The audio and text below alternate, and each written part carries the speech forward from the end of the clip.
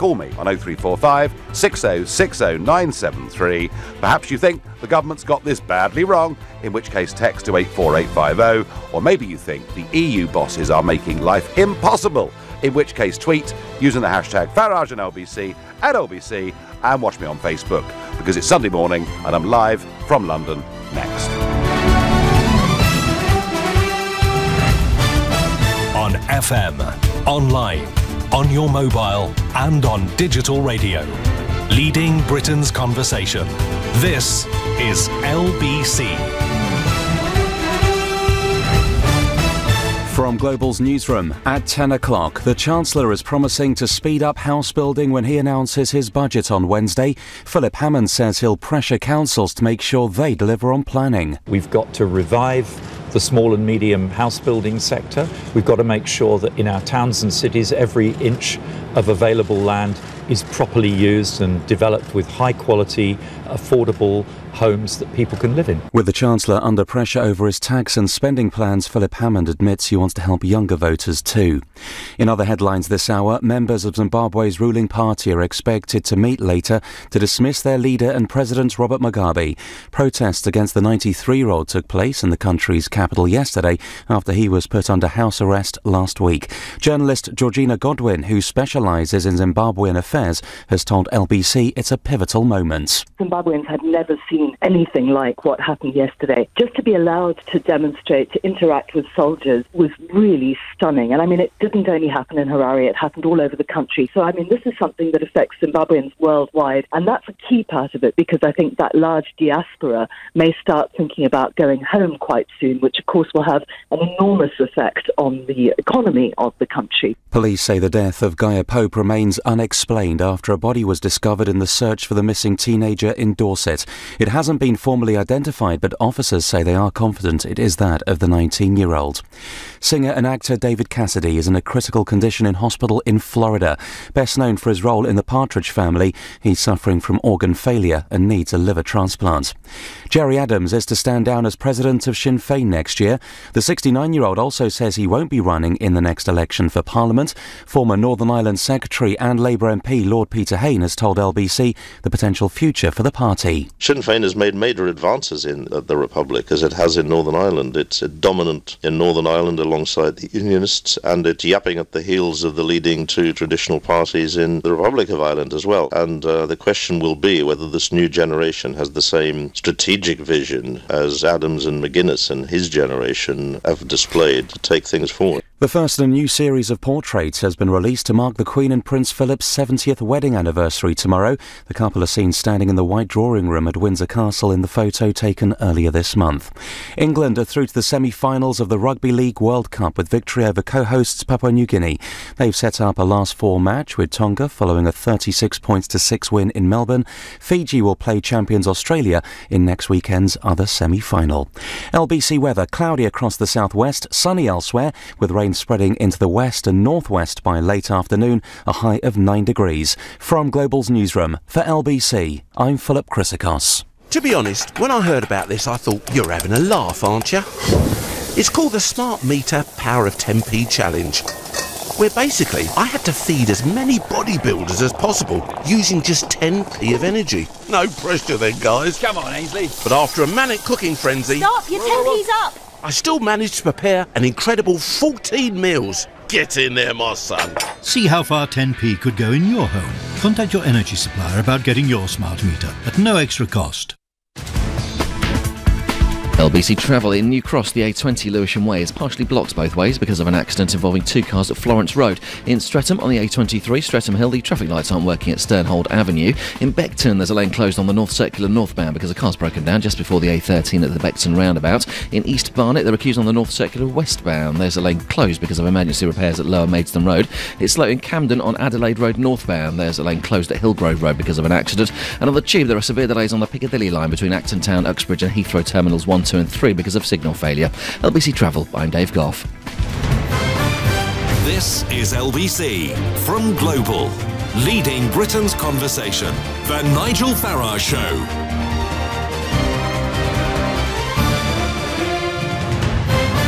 Good morning. Morning, everybody, and welcome to the Sunday edition of the Nigel Farage Show. The Brexit negotiations are reaching a serious crunch. All of the leaders, the Prime Ministers and Presidents of Europe, will get together in Brussels on the 14th and 15th of December. It is at that meeting that the British government had hoped to move on to some serious talks about what our trade relationship with the European Union will be once we've left. But there's a problem, and that is that all the European leaders, and I'm talking about Monsieur Barnier, Verhofstadt, Juncker, and indeed Donald Tusk, all of them are now as one.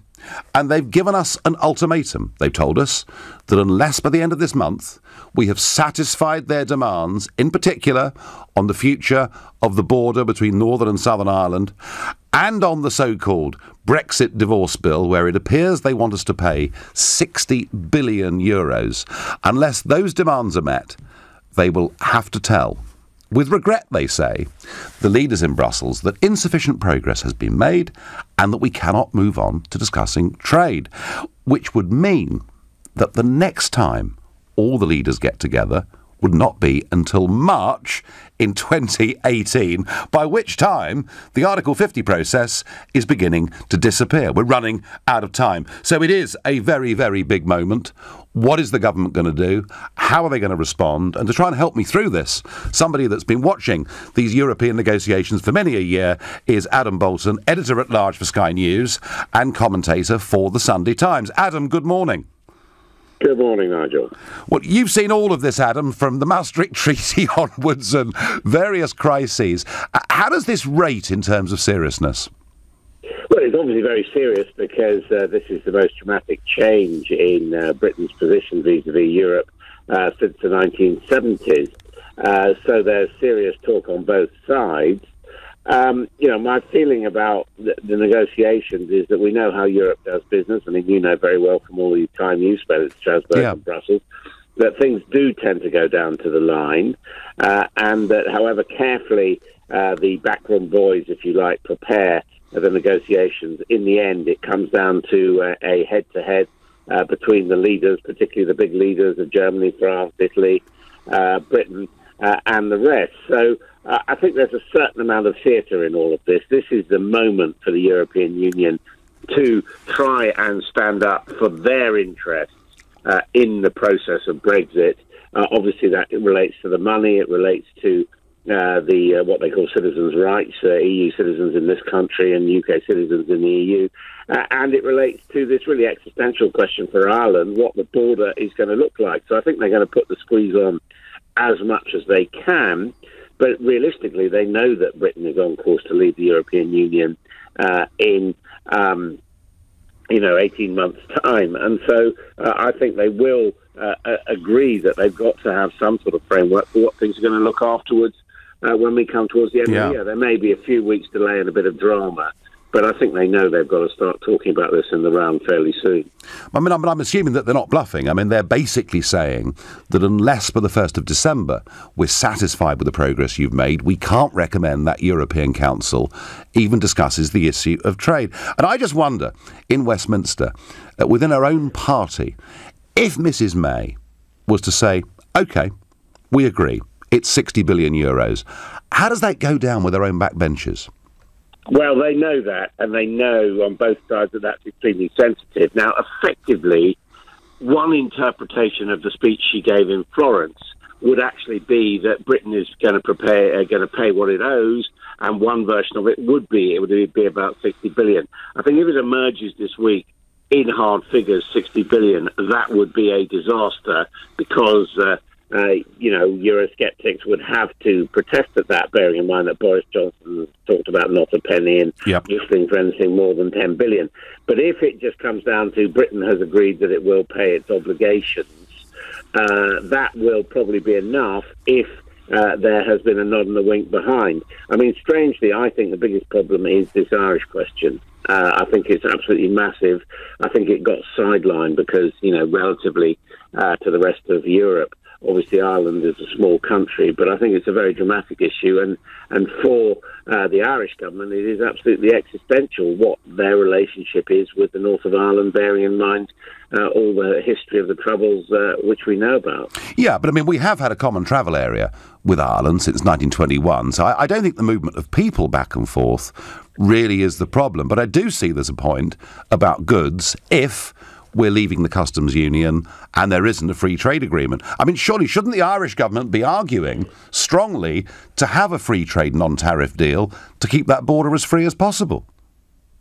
Yeah, and I think they would like that. I mean, obviously the Irish government would like Britain to stay in the European Union, which would involve having, as you say, a free trade area and freedom of movement. The problem is that there need to be, if Britain is going to be outside the EU and Ireland's going to be in it, there obviously has to be some sort of border control, and that clearly would affect the free movement of people and the travel area, whether people like it or not. And I think one of the issues the British government is only just coming to realise is whether it might have to agree some sort of special status within the island of Ireland.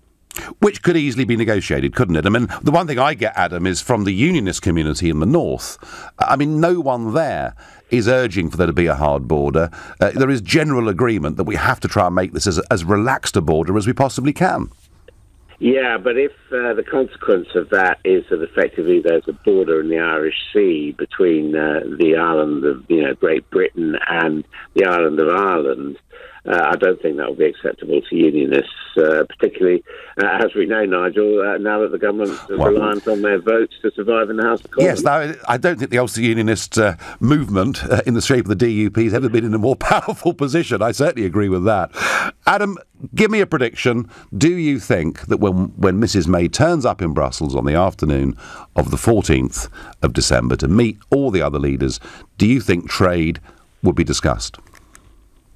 I don't think it will be explicitly discussed at that summit. I think the best that they'll get for the summit is an agreement to start early in the new year, talking about negotiations in the round.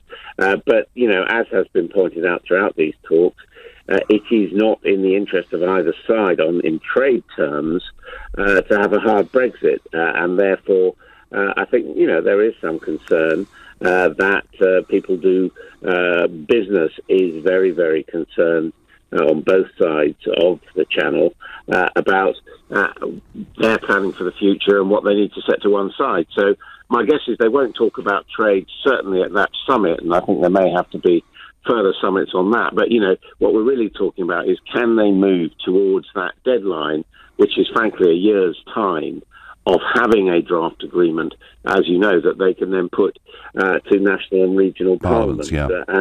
And things are really ticking away. But I think, bear in mind these people are politicians, and to fail in negotiations is really a total admission of failure of the political process.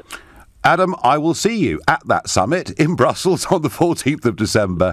And thank you very much indeed for joining me here on LBC this Sunday morning. Well, Adam Bolton, kind of saying, however dramatic it looks on the big picture, quietly through the back channels, negotiations do take place. And even if it appears at that summit trade's not being discussed, somehow behind the scenes it will be, I still can't get away from the feeling myself that the demands that are being made by these unelected people in Brussels, I almost said nobodies, that wouldn't have been kind, would it? The demands that are being made are frankly wholly unreasonable, and I think if Theresa May was to agree to pay 60 billion euros as our parting shot from the European Union, I don't think the Conservative grassroots in this country would put up with it, and frankly, nor should they, in my view.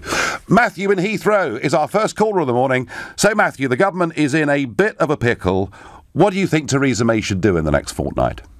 Well, basically, I think, morning, Nigel, we just got to tell her what they want to hear, because we do want to get onto those trade talks. So basically, if we've got to offer more money, we offer more money.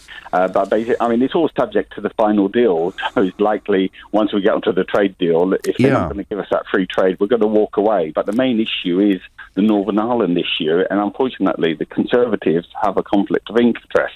We've now got to get Northern Ireland, all the parties, to be talking together, and I think Jeremy Corbyn now has to go through the back door and actually get them together talking, because it's not going to be resolved until we get the people in the parties in Northern Ireland to be resolving it themselves between Southern Ireland.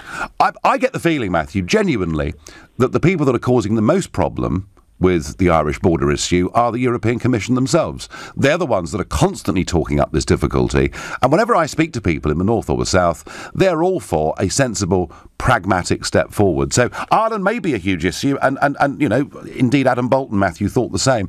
But just coming back to this money point, Matthew, you know, they're asking us to commit to, I think at current exchange rates, 53 billion sterling. And in return for which, they're guaranteeing us nothing but that we'll be able to talk about trade. I mean, it's almost like a ransom demand, isn't it? Well, yeah, I understand. I mean, the way I see it, as long as it's the whole deal, so as long as we could sort of say, yeah, we will pay that, and possibly then we'll keep free trade for 5-10 years if we have to pay in so much money at the end of it once we get onto the trade. But we need to get that free trade, and obviously they do need money, and they do need our support for a while. Oh, they need money, all right. They certainly need money, all right. They've got plenty of money problems. Matthew, thank you. Matthew thinks that actually getting towards free trade, even if it costs a great deal of money, is where we need to be. I find this figure of 60 billion euros wholly unreasonable. It's been plucked out of the air. I don't think there's any situation in which we should be paying anything like that to them. That's my view. Now, in a minute, there's a head-to-head debate between Alistair Campbell and myself. I can't think of two people in this country with more polarised, opposite opinions. You'll enjoy it. You're listening to the Sunday edition of the Nigel Farage Show, exclusively on LBC. It's 10:15. This is LBC. At Homebase, we're all about great Christmas value, like 7-foot artificial trees from just £15, and you can have it delivered to your door for only £5. Homebase, always low prices, terms and conditions apply. Welcome aboard the 205 to Bow Church Station via helping the local team's goalkeeper get off at St Mary's Hospital, announcing a change of route due to road closures, directing a family to my boy's favourite spot, Regent's Park, asking passengers to move down so a wheelchair user can get on board, and helping a boy who'd lost his bag. Richard does more than drive the bus, because to him, the Mayor of London and TfL, every journey matters. Whether your business is small or large, your ambitions for it are always big. And so are ours. That's why, no matter what size your business, we have local business relationship managers who'll help you along the way. So with us in your corner, the sky's the limit. To see why we've been awarded Business Bank of the Year 3 years running, visit santanderbusiness.co.uk. Here to help your business prosper. Santander. Business Moneyfacts Award 2015 to 2017. What if you could get that winning feeling every single month? With NS&I's premium bonds, every month you could win tax-free prizes from £25 up to £1 million. And NS&I guarantees that every pound of your savings is 100% secure, because we're backed by HM Treasury. Who knew saving could be so exciting? Premium bonds at nsandi.com. Minimum initial investment £100. NS&I. Safer savings set you free. In winter, 1 minute it's, the next it's, and the next it's. If your boiler's as unpredictable as the weather, now's the time to get a new one with 0% interest-free credit for 2 years from British Gas. I thought penguins didn't get cold, Wilbur.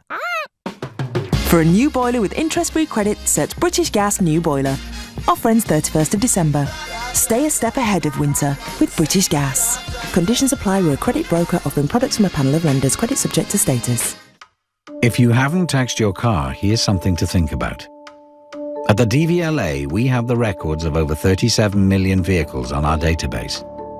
Currently, we are clamping or impounding over 10,000 untaxed vehicles every month. It's nothing personal. It's the law. So if you haven't taxed your car, we'll find it. Tax it or lose it. Go to gov.uk/DVLA/car tax. Do you feel as if you never get enough sleep? Hamsey Sleep Centres have the answer. Buy a new mattress from our promotional range today and we'll give you up to £100 trade-in on your old one. And up to £200 off your new one, free local delivery, free mattress protector and a free pair of pillows, plus a full 10-year guarantee. We'll even give you a 100-night sleep trial. Hamsies, Beckenham, Bexley Heath, Leatherhead, New Malden and Wallington. And at hamsies.co.uk. My Christmas wrapping is shameful, I admit. I mean, I don't think I've ever seen a box with this many corners. But here's hoping Mum will be distracted by the gift, because inside is a locket holding a tiny little scan of her first grandchild. Happy Christmas, Grandma. At the post office, it's never just post. Find out more at postoffice.co.uk. The Nigel Farage Show. Text 84850. Earlier on, I spoke to Alistair Campbell this morning, who is editor-at-large for the New European, and I started by asking him what Donald Tusk's ultimatum means to him. Well, first of all, Nigel, before we go on, I think I need to take you up on something you tweeted about me yesterday. Well, yeah, no, I'm very happy to do so. You called me a traitor. No, I didn't use the word traitor. I tell you, well, let's get the context. I didn't even use that word, but let's get the context of this right, shall we? We have a government that was elected on a Brexit manifesto.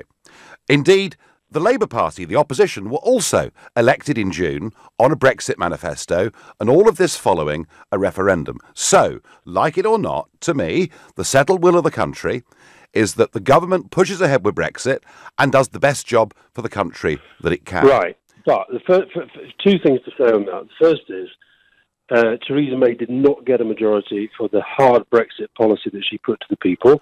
The second thing is that millions of people, like me, voted Labour as, in our view, the best way to stop her getting that majority. So it's more complicated. You cannot say that 8 out of 10 people voted for Brexit because they voted Tory or Labour.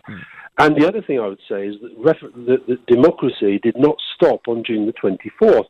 And as we see the absolute chaos and incompetence at the heart of these negotiations, I think people are allowed to think again. They're certainly allowed, in my case, where I haven't changed my view since June the 23rd, to point out, as I did, that when the Irish Prime Minister says that this government has not thought things through, he is entitled to say that, and I'm entitled to say, who's somebody who passionately believes in maintaining the progress made in the Good Friday Agreement, that this government hasn't even thought through the question of the border in Ireland. Well, let's get. That's the point I was making, and I just think fine. But Alistair, why did you vote?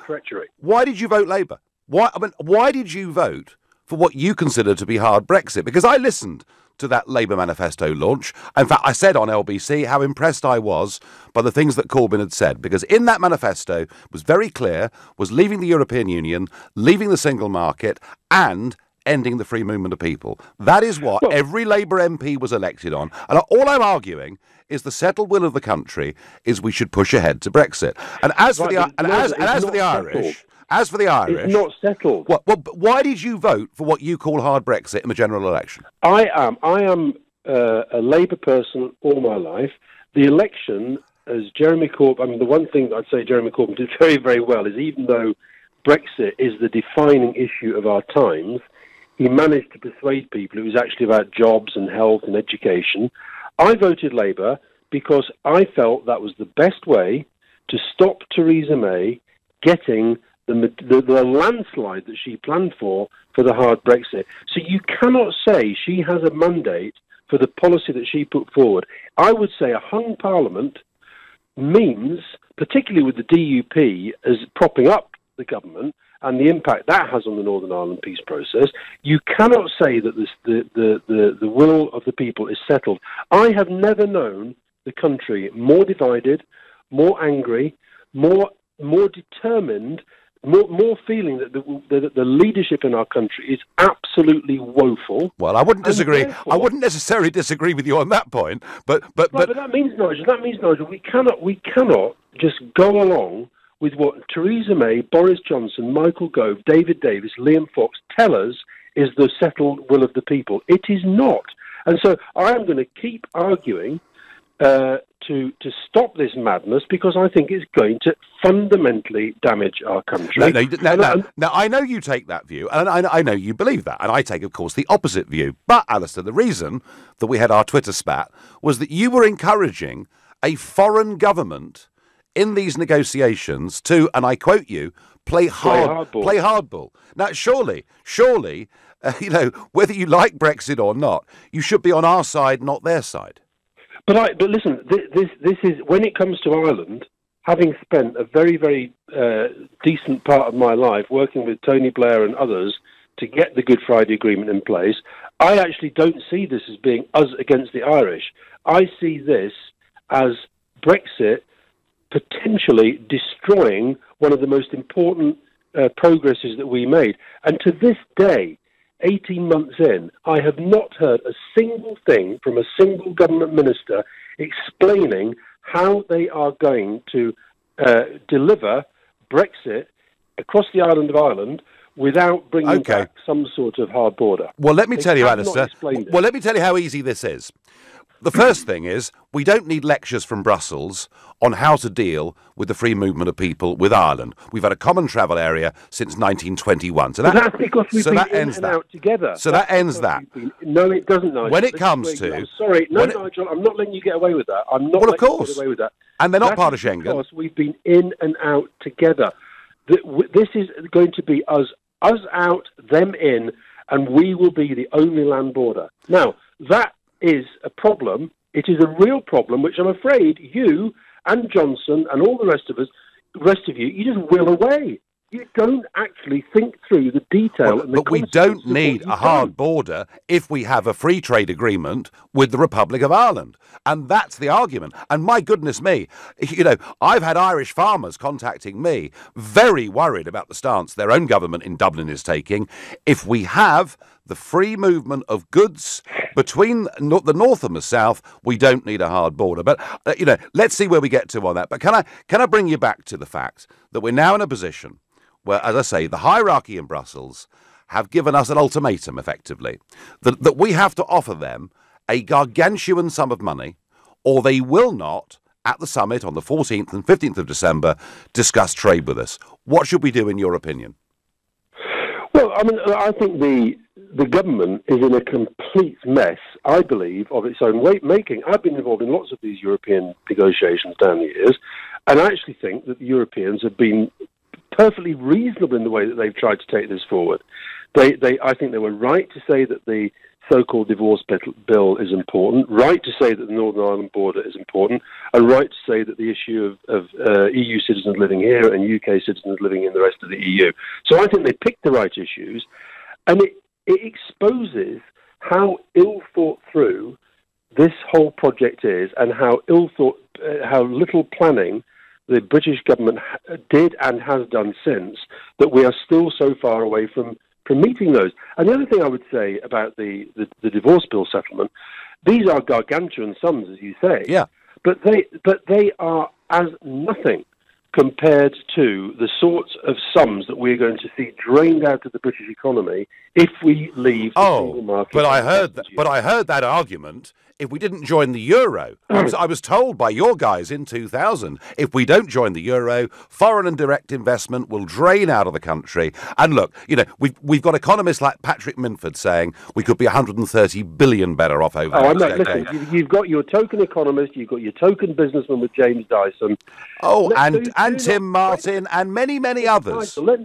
Nigel, I know that you're a politician and you're used to hearing the sound of your own voice, but you're now a radio host. Can you allow your guests to speak? I think we're doing plenty of that, Alistair. But I mean, whatever the economic future, Alistair. Let me finish the point. Let me finish the point. Tell me how 60 billion is justified. Let me finish the point. Nigel, can you just hold your horses 1 second? Let me finish the point. Are you seriously saying, because you can quote Patrick Minford, that the balance, I know that you people hate experts because Michael Gove said we shouldn't respect them anymore. Are you saying that the balance of economic and business opinion is in favour of Brexit, and saying that Brexit will boost the British economy? Because 99% of the ones that I speak to say the exact opposite. The situation is the big corporates all go with the establishment or go with the European Union. When you get to entrepreneurs and small and medium-sized businesses, you find a completely different answer to that question. I do a thing. Let me say something, Nigel. Every single event I do, whether it's a school or a college or a university or a business convention or the Association of Colleges that I did this week or a health service conference I did the week before, I now start by asking 4 questions. Are you optimistic or pessimistic about Trump? It's 90% to 100% pessimistic. Are you optimistic or pessimistic about Brexit? I've yet to get an audience with more than 15% optimistic about Brexit. And do you think Theresa May will be there at the next election? Next to none. And do you think Jeremy Corbyn will be Prime Minister? It's about 10%. We have got a crisis of leadership in this country, and we are facing the biggest challenge we've faced since the Second World War, and we're doing it, as you're interviewing, your questions are showing to me again today, on the basis of wishful thinking and sort of raking up arguments from the past. Every balanced opinion, expert opinion on the economy and on business is terrified of what's happening. And yet 70%, and yet 70% in the opinion polls, 70% consistently now want the government to press on with Brexit. Alistair, I'm going to ask... Partly because you've got both main parties saying there's no alternative. Lord Kerr, in my view, showed last week you can stop this process if the country changes its mind, and with proper leadership, I am absolutely convinced the country actually is changing its mind without leadership. With leadership, I've got no doubt whatsoever people will want at least to think again, because this is a catastrophe in the making. And you, Nigel, are partly responsible for it. I know you're very proud of that, but I think history has done you very No, I believe we should govern our own country, but I want these negotiations to be a success. It looks to me, although it's going to be very difficult, Mrs May is being asked to stump up 60 billion euros within the next fortnight for the conversation to even continue, should she say yes to their financial demands. Well, she's in a negotiation, and these negotiations are like jigsaw puzzles in a way. There's all sorts of different moving pieces. But I repeat the point I made. Because of the woeful way that the debate is conducted in this country, because of the woeful way they've managed the negotiations, what should have been something that they should have been able to sort out fairly early in these negotiations has now become a massive thing. I repeat the point I made. If this leads to no deal, if this leads to us crashing out into the WTO, we are talking about damage to our economy that runs way, way beyond any sum that's being discussed now. So she needs to start getting a grip of it. And the reason why she can't, Nigel, the reason why they are in such trouble, I've never seen a negotiation of any government, frankly, including coalition governments that operate in the rest of the European Union, that is so divided, so briefing against each other, so not a team. It must remind you of the good old days of Tony Blair and Gordon Brown. At least when we had the divisions, but we got an awful lot done. Okay, Alistair Campbell, this one will run and run, and thank you for coming on this morning. All the best. Well, that was Alistair Campbell, the voice of Remain. You're listening to the Sunday edition of the Nigel Farage Show, exclusively on LBC. It's now 10:30 and time for the news with Philip Chrysicott. Philip Hammond says he'll promise to speed up house building when he delivers his budget on Wednesday. With the Chancellor under pressure over his tax and spending plans, Mr Hammond says he does want to help younger voters. The man who's leading the campaign to replace Zimbabwe's president says Robert Mugabe will be removed as leader later. The country's ruling ZANU-PF party will hold a special meeting where it's thought the decision will be made. David Cassidy's spokesperson says he is conscious and surrounded by family after suffering organ failure. The 67-year-old singer and actor, best known for his role in the Partridge Family, has kidney failure and also needs a liver transplant. LBC weather: cloudy across the southwest, sunny elsewhere, with rain spreading into the west and northwest by late afternoon, a high of 9 degrees. LBC Travel, there are queues in New Cross. The A20 Lewisham Way is partially blocked both ways because of an accident involving 2 cars at Florence Road. In Bow, on the A12 Blackwall Tunnel approach, the traffic lights aren't working on the roundabout at the Bow interchange. It's slow in Camden on Adelaide Road northbound. There's a lane closed at Hillgrove Road because of an accident. In Northolt, Whitton Avenue West is closed in both directions because of a police investigation between Floreston Court and Petts Hill. And on the Tube, there are severe delays on the Piccadilly line westbound between Acton Town, Uxbridge and Heathrow Terminals 1, 2 and 3. That's because of a signal failure. LBC Travel, I'm Dave Goff. This is LBC. Come and experience Lebanese dining at Marouche Restaurants. Try some of our amazing dishes, kafta dipped in a delicious hummus, or a colourful meze, complemented by a robust Lebanese red. With live music and traditional belly dancing, enjoy an atmosphere to match the food's rich and distinctive flavours. Go to Marouche.com to find out more. Marouche Restaurants, the finest Lebanese food across London. I know how to avoid a soggy bottom. I know the name of cinema's most famous white shark. I know all the things you can do with a Maris Piper. And I definitely know the TV show that made this music famous. But I don't know my state pension. Find out more about your state pension and how much it should be. Get to know your pension. Visit yourpension.gov.uk. Right now at B&Q, buy the Stanley Fatmax Combi Drill for £100 and get a free 70-piece accessory set. Better hurry though, that's a hard-to-beat offer on a pro-quality product, and it's only available at B&Q.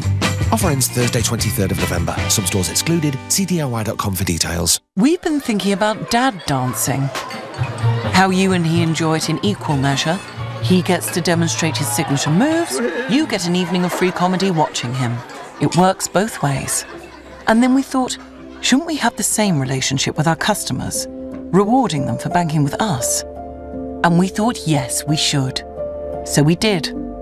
That's why with the NatWest Reward current account, we give you 2% back in rewards on household bills. Search NatWest Rewards. NatWest, we are what we do. £2 monthly fee. Earn rewards on eligible bills paid by direct debit when paying in £1,500 per month. UK only. Eligibility criteria apply. Betty Butter bought some butter and she said the butter's bitter, better butter would make the batter better, so she bought a bitter butter better than the bitter butter. Yes, you've guessed it. N-Power's back with more superpowers, and I'm with Sheila, the tongue-twisting genius. I've got another. Crack on, Sheila. N-Power presents planet-protecting power at a pocket-pleasing price. Tongue-boggling! Mind if I translate? Go for it. You can go greener with N-Power's Go Green Energy Fix, and they'll plant a tree for every sign-up. Switch to green at npower.com/gogreen. You have the N-Power. Terms, conditions and exclusions apply. Whether your business is small or large, your ambitions for it are always big. And so are ours. That's why, no matter what size your business, we have local business relationship managers who'll help you along the way. So with us in your corner, the sky's the limit. To see why we've been awarded Business Bank of the Year 3 years running, visit santanderbusiness.co.uk. Here to help your business prosper. Santander. Business Money Facts Award 2015 to 2017. The DVLA can spot an untaxed car a mile off. So, whether you're from Sutton-on-Sea and drive an SUV, or East Ham and own a white van, the fact is we have the records of over 37 million vehicles on our database. So if you haven't taxed your car, we'll find it. Tax it or lose it. Go to gov.uk/DVLA/taxitnow. The Nigel Farage Show on LBC. Call 0345 6060 973. The EU bosses have given Theresa May an ultimatum. She has a fortnight to solve the Irish border issue and to cough up the cash. Otherwise, when all the European leaders meet on the 14th and 15th of December, we won't be able to talk about trade. So it's a pretty serious situation, and I'm asking you, do you think David Davis and his team will meet that December deadline? Let me know what you think by calling 0345 6060 973. You can text to 84850. You can tweet using the hashtag Farage and LBC at LBC. And, of course, you can watch the show live on Facebook and comment there too. Well, I'm guessing that the only way that we can satisfy the demands that we're getting from Mr. Tusk and others is to meet their demands. But they're not being very nice about it, are they? I mean, Donald Tusk, former Polish Prime Minister, President of the European Council, in response to David Davis saying that we've compromised, which we did after the Florence speech from Theresa May, David Davis saying it's now the EU's turn to compromise. And Tusk replied, I really appreciate Mr. Davis's English sense of humour. I mean, they're not even being nice about it. I'm guessing what we saw from the Prime Minister in Florence is that we are prepared to pay some vast bill to leave. Why? I have absolutely no idea at all. We have some spending commitments up to the end of 2020. Beyond that, nothing. We also, of course, have a stake in many parts of the European Union. And I think it's summed up today to me rather beautifully by a cartoon by Bob in the Sunday Telegraph. And it shows Mrs. Thatcher walking out of an EU building with a big bag full of cash. And it shows Theresa May trying to get into an EU building with an even bigger bag of cash. And that kind of sums up where we are to me. I think the Prime Minister is probably on the verge of making a pretty gargantuan financial offer to the European Union in return for no promises whatsoever. Your messages flooding in. Martin in Rotherhithe says 60 billion. Is that all? They're also telling us what to do with the Northern Irish border. Their arrogance is beyond belief. Tell them to keep their big noses out of Northern Ireland. Nigel, if the EU will not agree to a free trade agreement, then the EU must be prepared to pay for a hard border. That would not be in the interests of the Irish people, and they'd soon come knocking on Barnier's door, says David. And Alistair Campbell always excites comment. Campbell is a press officer who's never been elected to anything. Why do you keep getting him on? Who cares what he thinks? Well, yeah, but Mr. Barnier's not elected, and Mr. Tusk's not elected, and Mr. Juncker's not elected. None of the people who are making demands of us are elected. They're all appointees in Brussels. And I also think, when we listen to Alistair Campbell, we're also hearing what Tony Blair, and actually many of the Blairites in the Labour Party, still genuinely think. Let's go to Lowestoft, to June. Good morning, June. Good morning, Nigel. Good morning. So, should we do what Mr. Tusk and the others are asking us to do? No, I wouldn't have given him a cent. But there you go. Not a dime, not a euro, whatever they want. No, but so you're a hardliner, June. You're a hard Brexiter. I mean, weren't you listening, June, to Alistair Campbell, who told us that disaster will come? Well, he was saying that he has done some audiences. So, Mr. Campbell, you're obviously still listening. Mr. Campbell, I would love you to come to visit the fishing industry or chicken factories or some factories, or get out of the M25, come out of London and come and visit coastal communities. I never hear you or Mr. Corbyn or any of these guys talking about industry. You never hear it. They never pay visits. So, Mr. Campbell, please could you come to the east coast of England and have a little chat with myself and my fishermen? Right. Well, that's a pretty open offer, isn't it? So come on, Alistair. Yes, June, and you'll give him a nice cup of tea, won't you, when he's there, and treat him nicely. And I'll give him a nice piece of fish. And a nice piece of fish. If I'm allowed to catch any. Well, there is a problem with European quotas, I know. Please, can I just plug one little thing? Tuesday, MEPs are voting for pulse fishing. It has to stop. I know. It's illegal in China. It's illegal in the EU.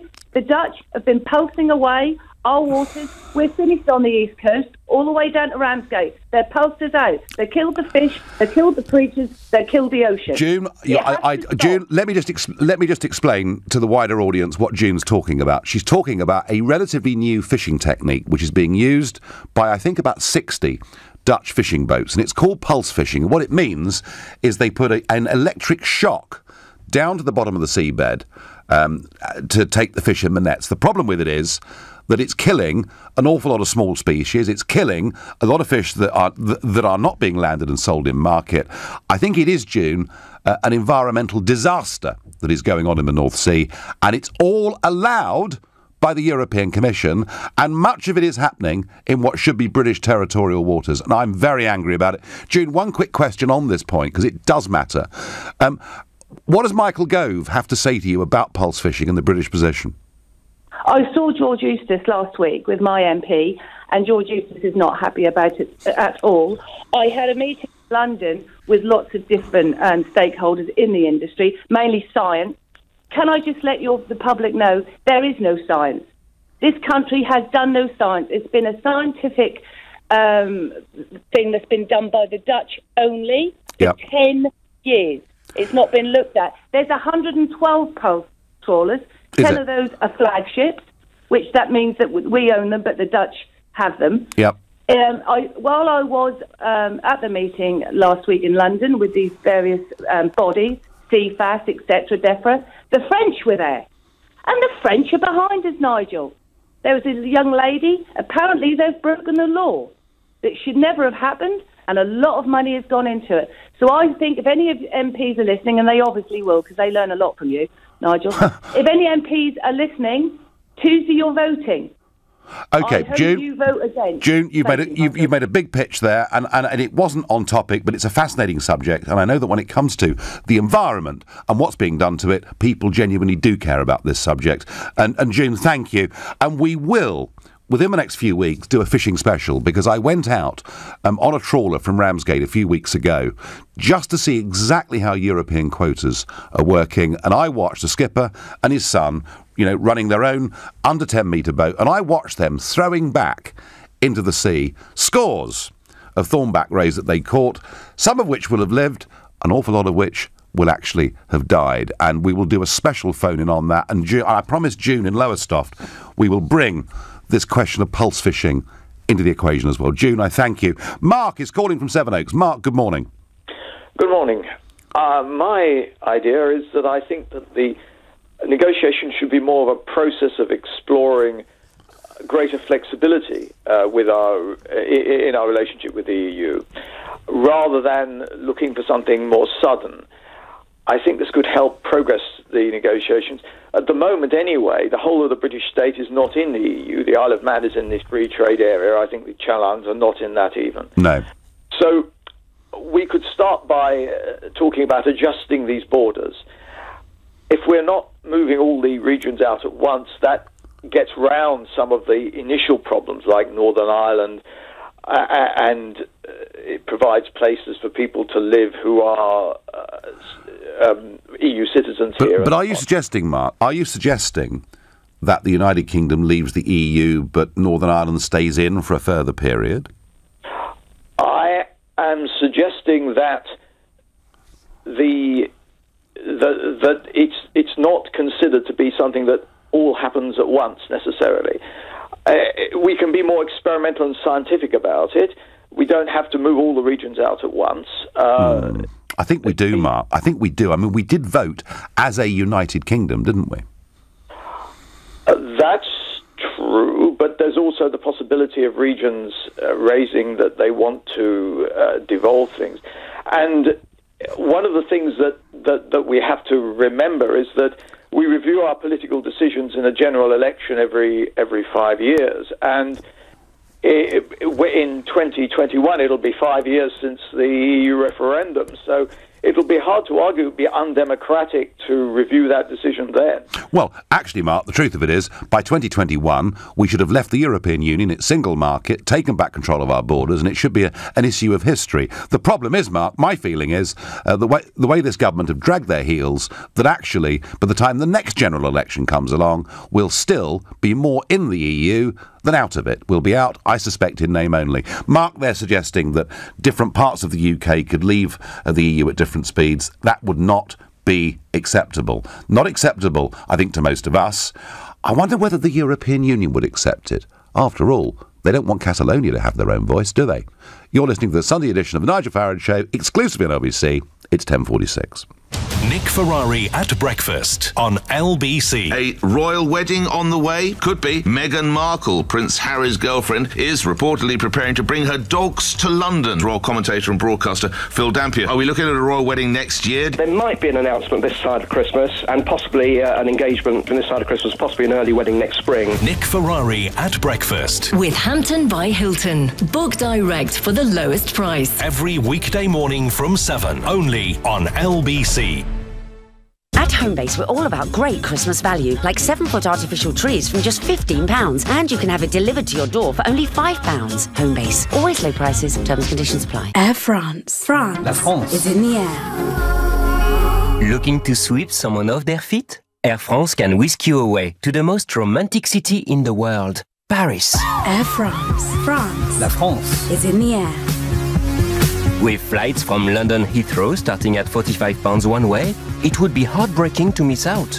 Simply visit airfrance.co.uk and book by 20th of November. C'est magnifique!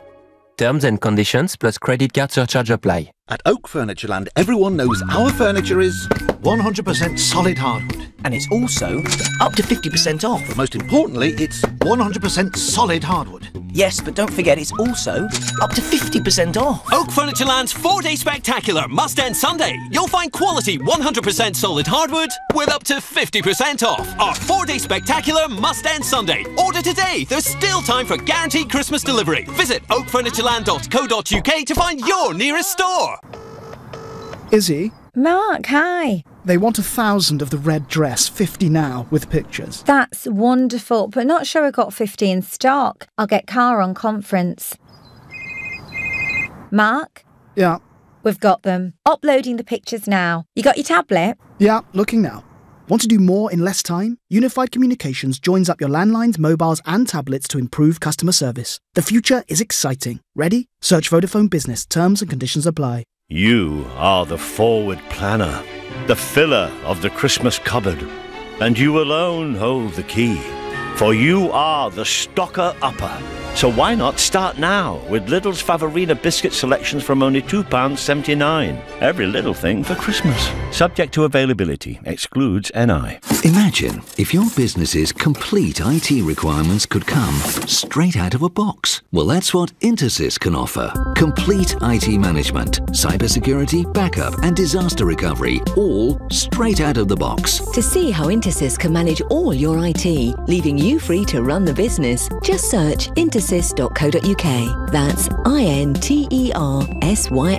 And think IT out of the box with Intersys, a partner you can trust. Are electric cars okay for long journeys? Are there any tax benefits to having them on my fleet? Are they easy to drive? Can they go off-road? Do they keep their value? Are they any good on motorways? Can you drive them at night? Can they go up hills? How many photocopiers can I fit in the back of one? Got questions about adding electric cars to your fleet? Get the answers at goultralow.com. We've been thinking about dad dancing. How you and he enjoy it in equal measure. He gets to demonstrate his signature moves. You get an evening of free comedy watching him. It works both ways. And then we thought, shouldn't we have the same relationship with our customers, rewarding them for banking with us? And we thought, yes, we should. So we did. That's why with the NatWest Reward current account, we give you 2% back in rewards on household bills. Search NatWest Rewards. NatWest, we are what we do. £2 monthly fee. Earn rewards on eligible bills paid by direct debit when paying in £1,500 per month. UK only. Eligibility criteria apply. This is LBC, the Nigel Farage Show. Call 0345 6060 973. Text 84850. Tweet at LBC using the hashtag Farage on LBC. Well, my debate with Alistair Campbell seems to have stirred a few of you up on Facebook. Frank says Campbell's contempt of the voting public is beyond belief. Terry says, I'm pleased you allowed Campbell to ramble on. I'm now more convinced than ever that leaving the EU was the right decision, and the sooner the better. And Russell on Facebook says, we need positivity. Britain will do fine outside the EU. We will continue doing great trade, create jobs, and have more cash to build upon an already great, strong, prosperous nation. The more you realise it, the more it will happen. Just like anything, if you fill yourself with negativity, you end up failing. And I do think, Russell, there's a lot of truth in that. But so much of the narrative around this debate is negative. And we're getting it from many members of Parliament. We're getting it from many of the bosses of the big businesses. Goldman Sachs repeatedly doing this stuff, even this week, their chief executive calling for a second referendum. But David Davis and Mrs May are in a fix. They've been given an ultimatum. They've got a fortnight to meet the demands of our unelected lords and masters in Brussels, or we will not be able to talk about trade. And Kevin from Bermondsey, by text, says, shouldn't Theresa May be giving them an ultimatum? Do you know what, Kevin? I think we've reached that point, because what we saw at the Florence speech was Mrs May basically making concessions, Mrs May appeasing the European Union, thinking in return they'd be reasonable. David Davis repeatedly asking for them to be reasonable. And I'm afraid my view is that if you appease bullies, you get nowhere. You've got to stand up for yourself. That's what I think. I wonder what Philip in Windsor thinks this morning. Hello. Morning, Nigel. The specifics of the Irish border, I'd just like to sort of pick up on. I find it slightly disingenuous of the Irish government, and Alistair Campbell come to that, to raised the implicit threat of Good Friday collapsing as a result of Brexit. I mean, there's always going to be a political disagreement in the island of Ireland, but it will be driven by economic concerns.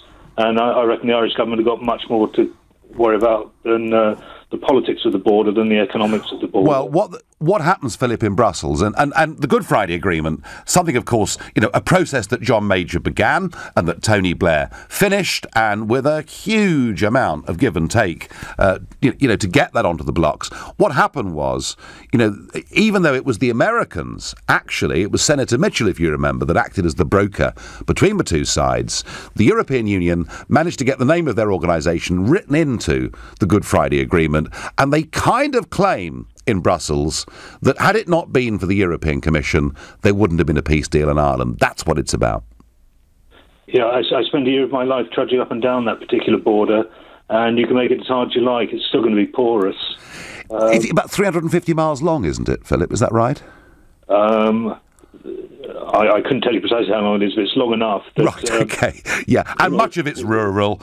I mean, as I say, I tried to argue this with Campbell earlier. We've had a common travel area since 1921. Ireland itself is not part of Schengen, which I think makes things a bit easier.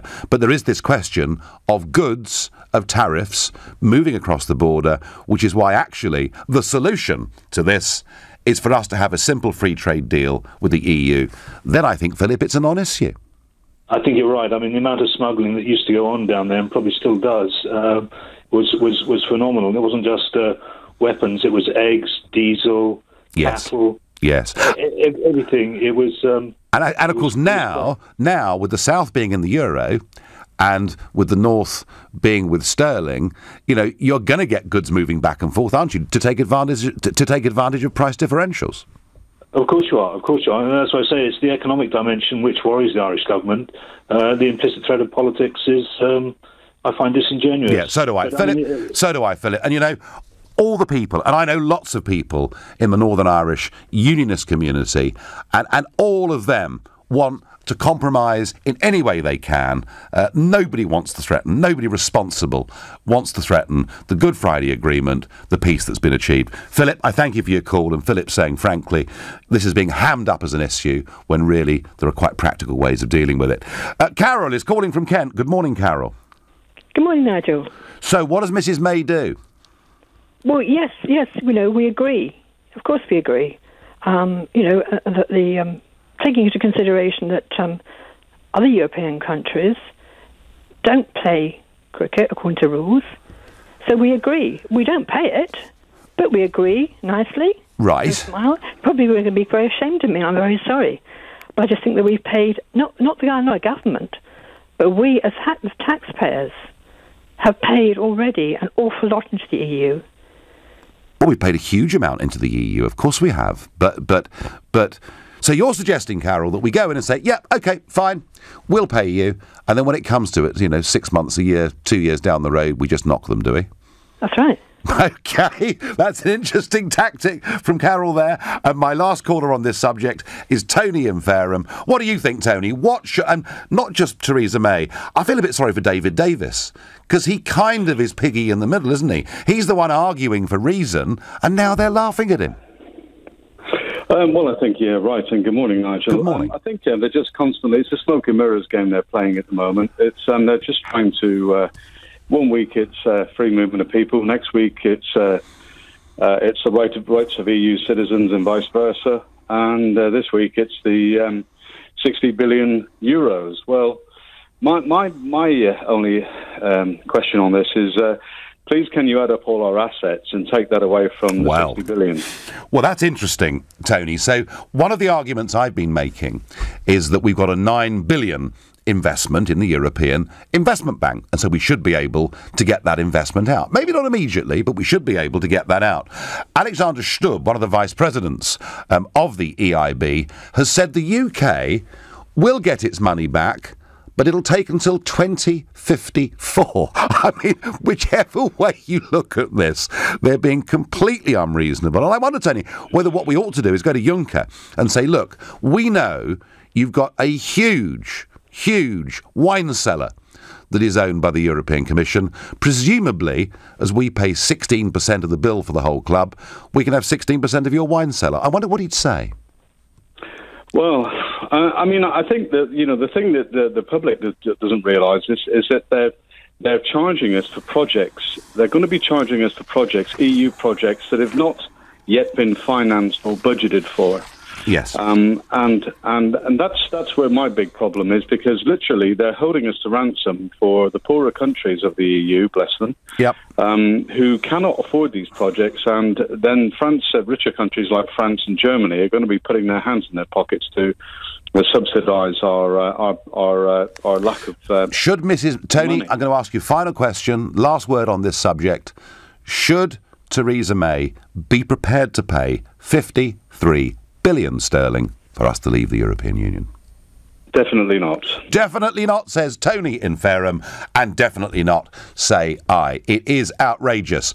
Time we started putting out a few demands and not being dictated to by everybody in Brussels. Now, a group of 90 MPs, including former Tory ministers, have written to the Prime Minister and Chancellor calling for urgent funding for the NHS. 33 of them are Conservative MPs, and they're putting pressure on the government ahead of the budget to deal with these short-term pressures. Do you think these 90 MPs are right when they say the NHS needs urgent funding, and how much perhaps should it be?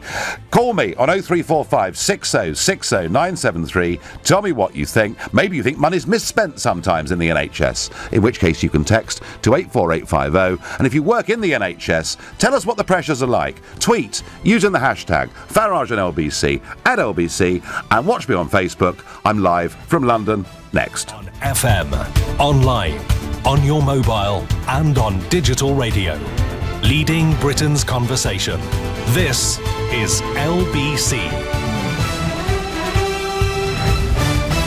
From Global's newsroom at 11 o'clock, the Chancellor says his budget will lay the foundations for the UK's future outside of the European Union. What I will present is a balanced package that will prepare Britain for a post-Brexit world so that we can be a prosperous, successful nation in the future. And if that's going to happen, we have to prepare the ground to make sure we're ready for our post-Brexit future. In Wednesday's budget, Philip Hammond is promising to deliver the building of 300,000 homes a year, up 50,000 on current plans, and millions more for high-tech start-up industries. While on the subject of Brexit, the Chancellor is confident trade talks will happen by the middle of next month, despite the issue of the so-called divorce settlement payment and the question of the Irish border. We're in a negotiation with the European Union, and we'll continue to have that negotiation, but I do sense that we may be coming to a point where we can start to see more momentum in those talks, and I hope we will see some forward movement, some developments at the Council in December. In other headlines this hour, there are concerns Zimbabwe's crisis could turn violent if Robert Mugabe doesn't resign immediately.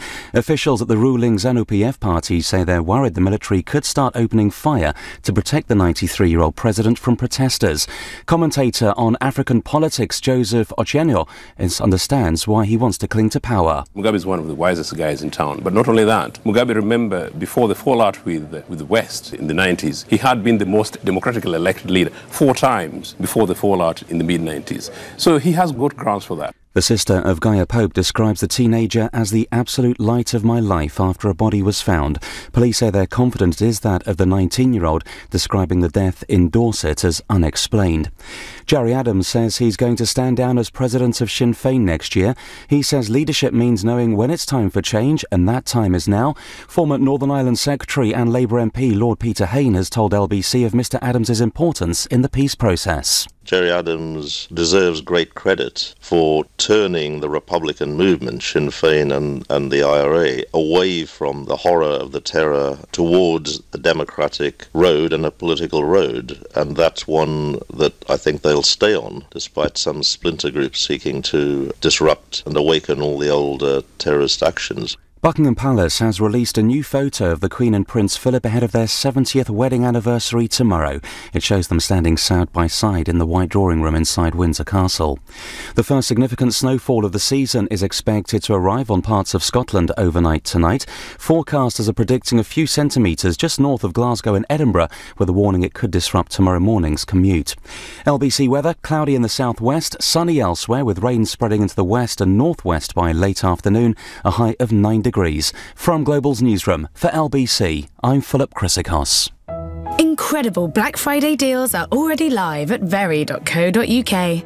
Why wait? Discover the gifts you'll love to give, from smart tech to must-have gaming. Make someone's day with a Samsung 4K Ultra HD Smart TV with a 49-inch curved screen for an immersive viewing experience. Right now at Very, it's only $499.99, saving £130, plus standard delivery of $6.99. Get more out of giving with very.co.uk. LBC Travel are accused in New Cross. The A20 Lewisham Way is partially blocked both ways because of an accident involving two cars at Florence Road. In Beckton, it's slow on the North Circular northbound because a car's broken down at the Beckton roundabout for the A13. In Northolt, Whitton Avenue West is closed in both directions because of a police investigation between Floreston Court and Pets Hill. In central London, Regent Street is closed both ways because of an event between Oxford Circus and Piccadilly Circus until 8 o'clock tonight. And on the Tube, there are severe delays on the Piccadilly line westbound between Acton Town, Uxbridge and Heathrow. That's because of a signal failure. LBC Travel, I'm Dave Goff. This is LBC from Global, leading Britain's conversation. The Nigel Farage Show.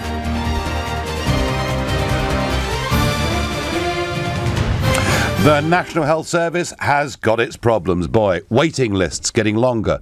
Warnings that within the next 5 years, that waiting list of 4 million will become as big as 5 million. A lot of people working within the NHS feeling under tremendous pressure.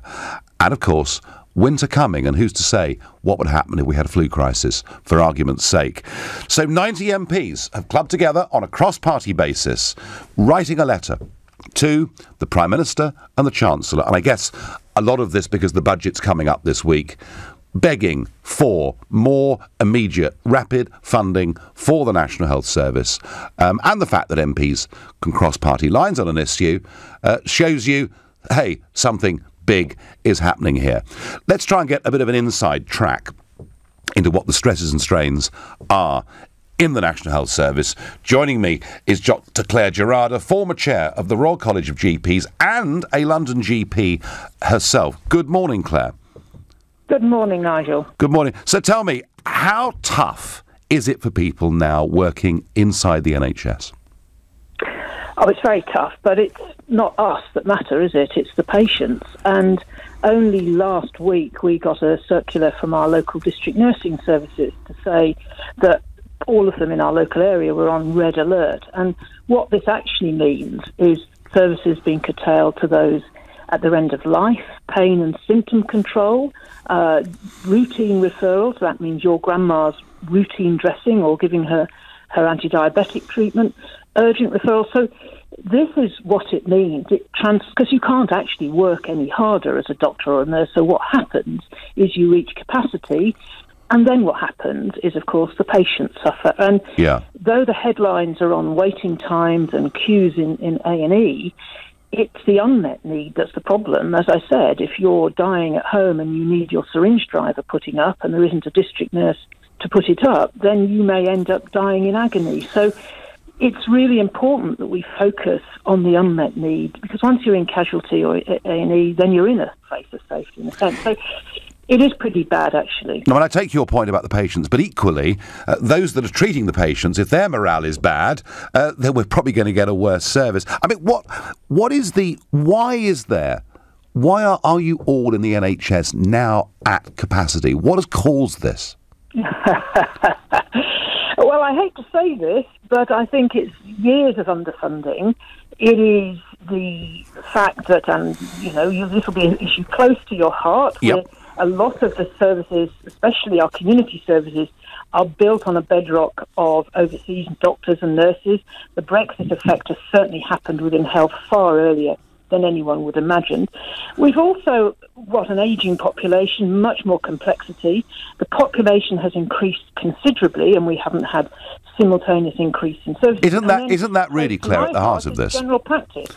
Well, the funding issue is at the heart of it, but I think it's also where the funding has gone. So the funding predominantly over the good days went to hospitals, rebuilding hospitals. Good, we needed new hospitals and consultant staff, but where it didn't predominantly go, and we've got a great deal of evidence for that, is into primary community services. Now, the problem about GP services you've been hearing is that we really are at the tipping point. District nursing services have tipped over, health visiting services have tipped over. And when you get these community services tipping over, we can't keep our patients at home for very long, which means they go to casualty, they go to hospitals, and then we start this terrible effect of the whole thing spiraling. But in terms of funding, Claire, you know, both Labour and Conservative governments have considerably increased spending on the National Health Service. You can't say that you can't say that governments withheld money from it, can you?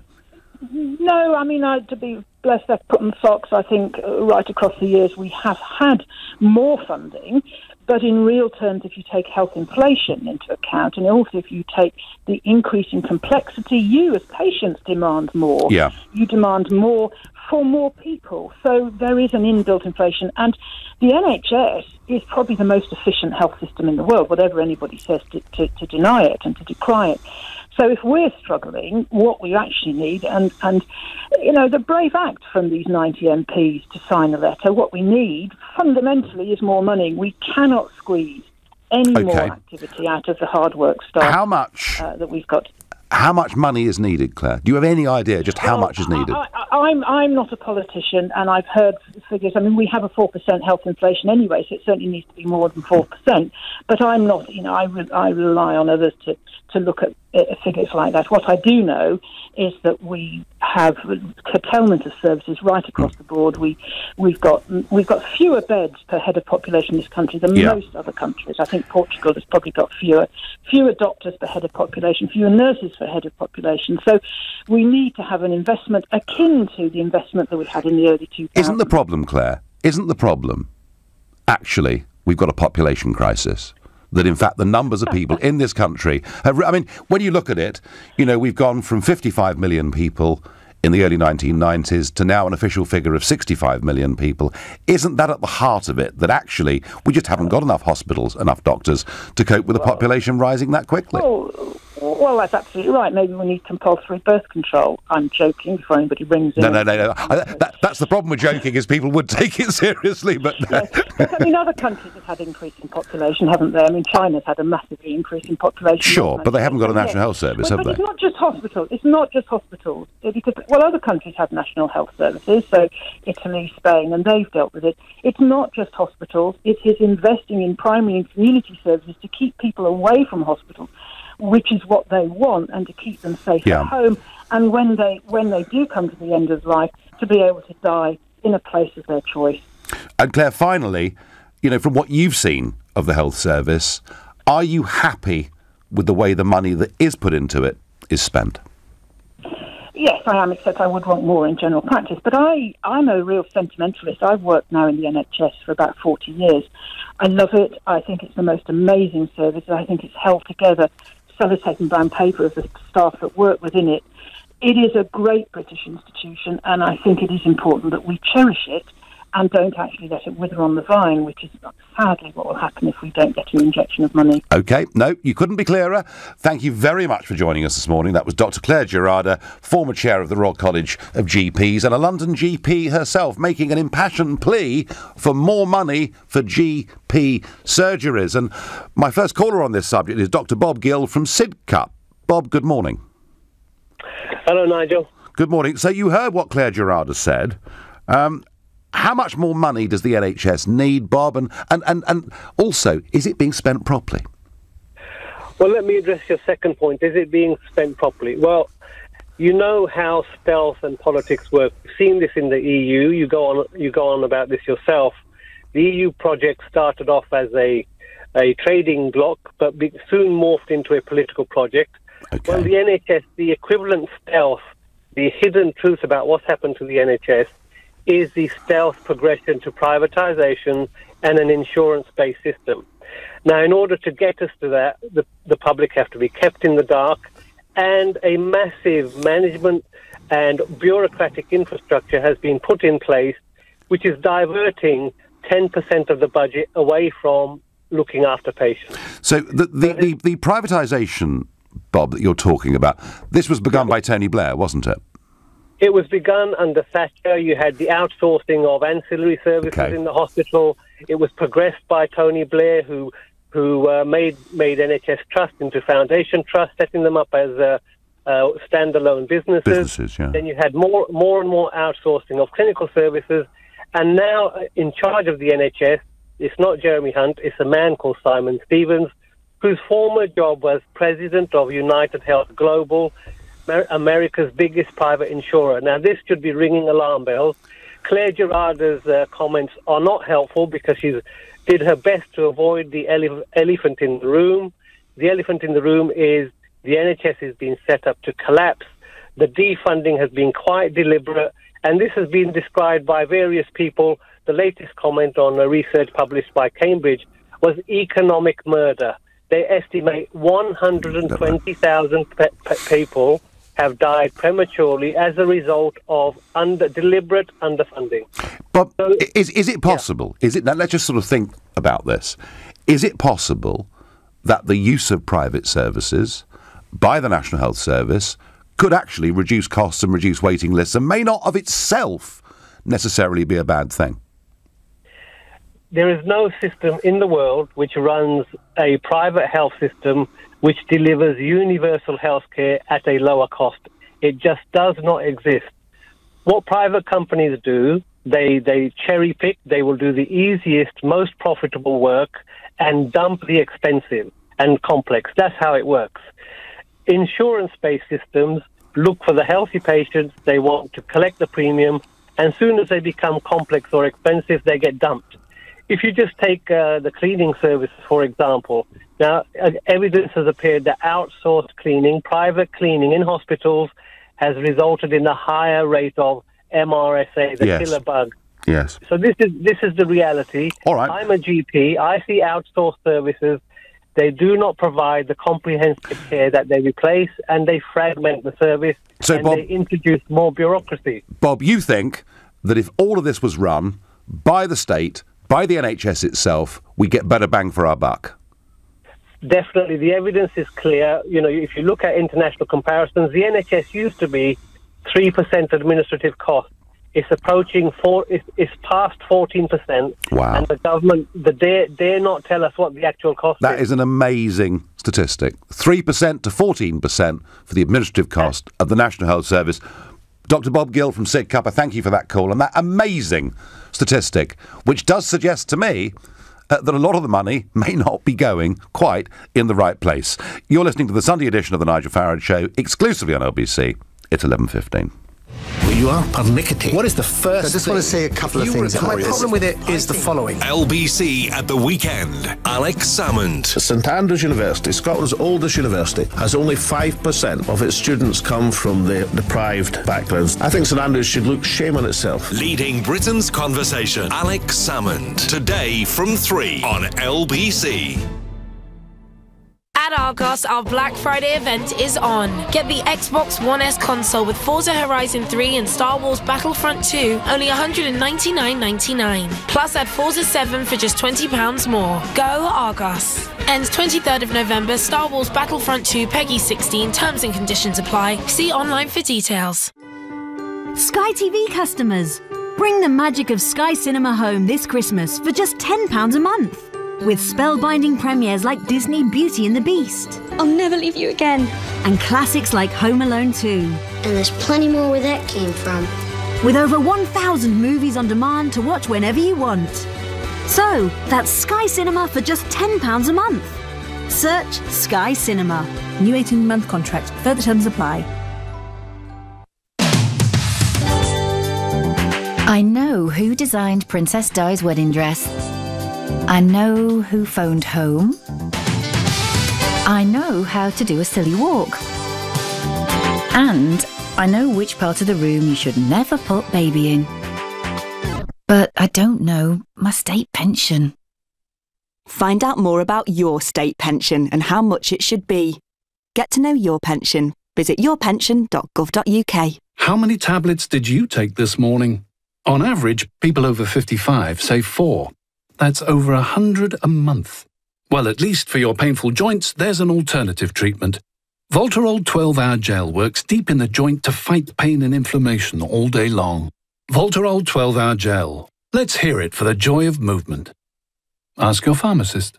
Voltarol 12-hour MHLP 2.32% gel contains diclofenac diethylammonium for relief of pain and inflammation. Always read the label. Are electric cars okay for long journeys? Are there any tax benefits to having them on my fleet? Are they easy to drive? Can they go off-road? Do they keep their value? Are they any good on motorways? Can you drive them at night? Can they go up hills? How many photocopiers can I fit in the back of one? Got questions about adding electric cars to your fleet?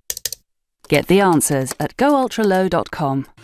What's the smart way to fly to Dublin? With Aer Lingus, you get a 4-star service and a warm Irish welcome the moment you step on board. But that's not all. Take your pick from a wide choice of reliable flights from Gatwick and Heathrow, with fares to Dublin from $32.99 each way as part of a return trip. So, whether you want to catch up with friends, see the folks, or enjoy a last-minute winter break, smart flies Aer Lingus. Book now at aerlingus.com. Offer subject to conditions and availability. Is your business structured in the correct way to manage your exposure to income tax, capital gains tax and inheritance tax? Does your business structure assist you in achieving your goals? Or do you feel like you suffer a tax charge every time you want to do something new? Let Barnes Rofe look at your business structure and see if we can help you with these issues. Visit barnesrofe.com. Barnes Rofe, clever accountants for business. The Nigel Farage Show on LBC. Call 0345 6060 973. As 90 members of Parliament cross-party urge the Prime Minister and Chancellor to urgently put more money into the National Health Service, I'm asking you, are they right to make this demand? And is the money that's being put in being spent properly? And before the break, we had a doctor from Sidcup, Bob Gill, he was saying to us that actually, the middle management spend in the NHS has gone up from 3% to 14%, and he saw the privatisation of the NHS as being private companies taking money out of it for themselves and not bringing more competition. Richard in Chelsea says it's not a national health service, it's an international one. Oh, Richard, I said this a few years ago. I was screamed at. It's also saddled with time-wasting half-wits who should have gone to a chemist, plus a bunch of overpaid managers who have zero common sense. Well, one of the ways, Richard, of stopping the time wasters would be to do what they do in France. Now, in France, if you book a GP appointment and you don't turn up, you get fined €10 because you've wasted time at that GP surgery. And I know a member of my family, and she worked as a receptionist in a GP surgery. She said the remarkable thing was, firstly, the number of repeaters, i.e. people who come in once a week for a chat and clearly haven't got anything too gravely wrong with them. And secondly, the number of people who book appointments and simply don't turn up. And yet, whenever you suggest, if anyone suggests that people should pay a deposit that will be returnable for a GP appointment, everyone says that's wrong, and that would be privatisation in itself. Now, one of the things that's been said about the NHS crisis I would like to deal with right here and now. And it is that we're being told that because of Brexit, yes, of course, everything from the weather to the National Health Service that goes wrong is, of course, because of Brexit. And we saw some screaming headlines a couple of weeks ago, Radio 4's flagship Today programme, telling us that there'd been a drop of nearly 90% in EU nurses registered to work in Britain over the past year. A drop of 90%. 10,000 people gone. Catastrophe. Sir Vince Cable, picked up off the back of that and said it just showed what Brexit was doing to our nation, that people weren't welcome here anymore. And that was the story that ran until we got the truth. Because whilst everybody seemed to be happy to quote the number of EU staff leaving the NHS, no one bothered to mention last year the number of EU staff who would join the NHS. And perhaps that's because, during the very same period, the health service statistics show that 13,013 EU citizens took up jobs in the National Health Service, a net rise of 3,181 of EU citizens working in our health service. So I think we've dispatched that one, I hope, to the boundary. Yet more of the sort of rubbish project fear that we get in this country that is not based on fact. Right, so one thing we can tick off is the crisis in the NHS is not because there are no nurses left in the country. That is nonsense. I wonder what Jill in Muswell Hill thinks. Jill, should we put in a lot more money very, very quickly, and perhaps should the Chancellor begin this on the budget this week? I absolutely think not. Right. And I think not, because the fact of the matter is the NHS is broke. So let's fix it. Let's fix it. Okay. You know, it's really simple. It's glaringly obvious that it's broken. So how do we... Okay, well, if I accept that it's broken, and actually virtually everybody that works in it says they're up to capacity, it is not delivering in a way that it needs to do. So what are you suggesting we do to fix it? Well, what I'm suggesting we do, you know how we love a report or two or three? Yeah. Let's conduct a report and draft somebody in like Professor Patrick Munford. Get him in. Let him conduct a report. And let's see what the issues are in our NHS.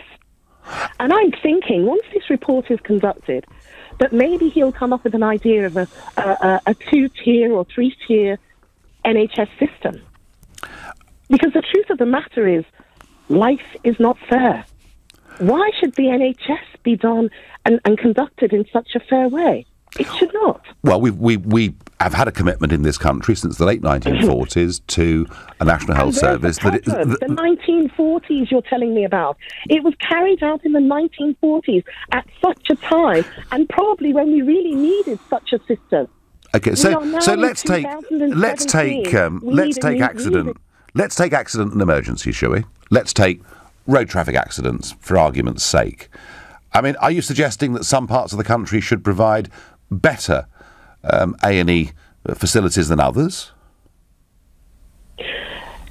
What I'm saying is that the country it needs to be organised in such a way that is fair to the whole of society. And when I say that, I mean that, you know, the wealth is generated in the South. Why should the South have the same NHS service they do in the North? I think that's ludicrous. Do you? Because the South is wealthier? Absolutely right, yes. We should have a health service that suits our environment, and so should the Northerners. They should have a health service too that suits their environment. So what you're saying is that those that controversial. I understand so what you're saying is those that are wealthy should be prepared to pay through an insurance system or whatever it may be for their healthcare. Is that what you're suggesting? That is what I'm suggesting. Okay, yeah. It sounds mad, but yes. No, it doesn't sound mad. And then it would be rather like a welfare system, that the welfare system was there for those who were either out of work or on very low salaries, as opposed to those who were earning more. Jill, there is a logic to what you say. Whether there is a demand or a desire in this country for it is a separate thing, but thank you for making the point. Now, when it comes to putting money into the NHS, there was, of course, you may remember, during the referendum campaign, a bus that went around the country with a figure on the side of it. And that figure was 350 million a week should be given to the National Health Service. And boy, did that cause a row, because that was our gross contribution to the European Union, namely our contribution before the British rebate, which is now under threat, of course, in every way, before the British rebate was taken off, and before the money that comes back to us in the form of agricultural subsidy, regional support, etc., has taken off. And that's led to a massive row. And I do hope to never get another call from an LBC listener saying that I was somehow driving that bus around the country. I was very strongly opposed to that gross figure being used. Interestingly, so was Jacob Rees-Mogg. Jacob thought the figure was a mistake, that a lower figure, which still would have appeared huge to voters, but a lower figure that was more justifiable, should have been used. And Jacob explained in the last few days that he himself went in to meet the Vote Leave team to say, please don't do this. I myself, as I've said before, begged Michael Gove to drop it. I thought it was a rotten idea. But Jacob now says that actually a promise was a promise. And the one thing that would really give people faith, not just in the Brexit process and in the vote, but also that we were doing the utmost for the NHS, was we should increase spending on the National Health Service by 350 million a week. That's Jacob's suggestion, but that would be pushing on for 20 billion sterling, and I suspect if Philip Hammond increases it by 4 or 5 billion, that would be a lot. But Jacob thinks we should chuck 20 billion at it, and then everybody would be happy. I wonder what would make Alex in Bolton happy. What do we need to do, Alex, with our National Health Service? Well, I love the MOG, that's for sure. But right. Certainly throwing no money at it is not going to solve the problem. My son works in the NHS. He's a porter. He's been there for 5 years. He spends most of his day transporting people over 25 stone around the hospital, or big families of non-British origin. Yeah. And he's a really altruistic kid. He honestly, everybody loves him. But even he comes back from work disillusioned by the waste that goes on in the hospital, the amount of managers they have. Many times he's only given 7 hours between shifts, so he'll finish at midnight and he's due back on at 7 in the morning. So he's working hard. He is working hard, but it's in complete and utter disarray.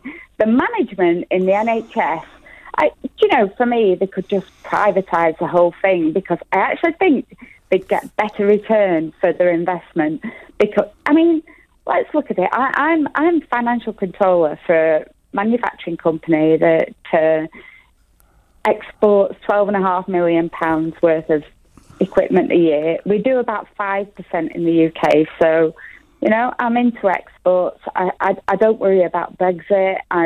We deal on world trade terms all the time anyway. Yeah. And now your point, Alex. In our company, we pay the absolute top rate of pension. We started it and we put it in straight away saying, right, 4%, you put 4%, we'll put 4%. Sounds really generous. NHS puts in 17% for the NHS workers. How can this be out of taxpayers' money? Because it was felt, Alex, that people working in the National Health Service weren't being paid enough, I guess. Alex, I thank you for your point, and I will pick up in a moment on the treatment of non-British citizens within the National Health Service. It's a point I've raised before. It's contentious, but we do need to talk about it. You're listening to the Sunday edition of the Nigel Farage Show, exclusively on LBC. It's 11:30 and time for the news with Philip Chrysikos. The Chancellor says he'll deliver a post-Brexit budget on Wednesday, preparing the UK for life outside of the European Union. Philip Hammond is promising 300,000 new homes a year and major investments in high-tech start-up industries. Zimbabwe's ruling ZANU-PF party is removing Robert Mugabe as its leader and president and is expelling his wife from the party. Senior figures stood and cheered at the plans when they were announced at a special meeting earlier this morning. Police say they are confident they found the body of a missing teenage girl following searches in Dorset. 19-year-old Gaia Pope hadn't been seen for almost 2 weeks. Police described the death as unexplained. LBC weather: cloudy in the southwest, sunny elsewhere with rain spreading into the west and northwest by late afternoon, a high of 9 degrees. LBC Travel is looking very slow in New Cross. The A20 Lewisham Way is partially blocked both ways because of an accident involving 2 cars at Florence Road. In Bow, the traffic lights are out on the Bow interchange roundabout at Bow Road and the A12 Blackwall Tunnel approach. In central London, Regent Street is closed both ways because of an event between Oxford Circus and Piccadilly Circus until 8 o'clock this evening. In Hertfordshire on the M25, there's still a lane closed in both directions between junction 21A for St Albans and junction 22 for London Colney. That's for barrier repairs after an accident that happened on Friday. And on the Tube, there are severe delays on the Piccadilly line westbound between Acton Town, Uxbridge and Heathrow Terminals 1, 2 and 3. That's because of a signal failure. LBC Travel, I'm Dave Goff. This is LBC. Fleet managers. Maybe you don't use fleet tracking because maybe your fleet seems safe and secure. Maybe your fuel costs seem okay. Maybe your drivers manage just fine without it. Maybe it's time to stop running your business on maybes. Fleetmatic's fleet tracking solutions can help you reduce your costs, serve more customers and improve the safety of your employees' driving habits anytime, anywhere. Maybe that's worth a call. Text the word fleet to 66777 or visit fleetmatics.co.uk. Fleetmatics, a Verizon company. Block management. 2 very simple words. But what do they actually mean? Well, there's Budget approval, for starters, then service charge invoices, health and safety paperwork, cleaning, gardening, maintenance, inspections, contracts, insurance, emergency call-outs, and a whole lot more besides. So for complete block management solutions, just remember 3 simple letters: ABC. ABC Estates will take care of all your day-to-day management, leaving you as happy as Larry. See abcestates.co.uk or call 0800 888 6688. We've been thinking about dad dancing. How you and he enjoy it in equal measure. He gets to demonstrate his signature moves, you get an evening of free comedy watching him. It works both ways. And then we thought, shouldn't we have the same relationship with our customers, rewarding them for banking with us? And we thought, yes, we should. So we did. That's why with the NatWest Reward current account, we give you 2% back in rewards on household bills. Search NatWest Rewards. NatWest, we are what we do. £2 monthly fee. Earn rewards on eligible bills paid by direct debit when paying in £1,500 per month. UK only. Eligibility criteria apply. Know-it-alls. Nothing worse. But I'm not going to pretend I know everything. I just want you to have a think about what you drink at home through the week. The couple with a takeaway. The few in front of the telly. The might as well have another. Well, cutting out just a few of those drinks could improve your health. Even lower your blood pressure. Would you really miss them? Ultimately, it's your shout. Have a little less, feel a lot better. See how at drinkaware.co.uk. At Argos, our Black Friday event is on. Get the Xbox One S console with Forza Horizon 3 and Star Wars Battlefront 2, only $199.99. Plus add Forza 7 for just £20 more. Go Argos. Ends 23rd of November, Star Wars Battlefront 2, Peggy 16, terms and conditions apply. See online for details. Air France. La France is in the air. Looking to sweep someone off their feet? Air France can whisk you away to the most romantic city in the world, Paris. Air France. La France is in the air. With flights from London Heathrow starting at £45 one way, it would be heartbreaking to miss out. Simply visit airfrance.co.uk and book by 20th of November. C'est magnifique! Terms and conditions plus credit card surcharge apply. Getting business finance can be a hard nut to crack, but with Market Invoice, it's a piece of cake. Flexible business loans and invoice finance to keep your business thriving. And our customer service is the cherry on top. Let's make it happen. Market Invoice. Easy as pie. Find out more at marketinvoice.com. Leading Britain's conversation. LBC, The Nigel Farage Show. On Thursday night, we talked about Zimbabwe. We talked about what looked like the end of 37 years of rule from Robert Mugabe. And I had a lot of Zimbabweans ringing in, some who thought he was a hero, others who thought he'd been an absolute disaster and a pretty barbarous dictator. But it looked like on Thursday, it appeared that he was gone. There'd been a military takeover. And then on Saturday, he pops up at a university ceremony, and there are big questions as to what's happening. So what we do know is that he's set to meet army chiefs at some point today, and indeed the governing ZANU-PF party itself is meeting to work out whether they should dismiss their founder and long-term leader. So it's all a little bit confusing. Perhaps to give us some clarity on this, I'm going to ask the Labour MP for Vauxhall and, importantly, the chair of the all-party parliamentary group on Zimbabwe, Kate Hoey. Good morning, Kate. Good morning, Nigel. So, as it stands, he's still in charge, is he?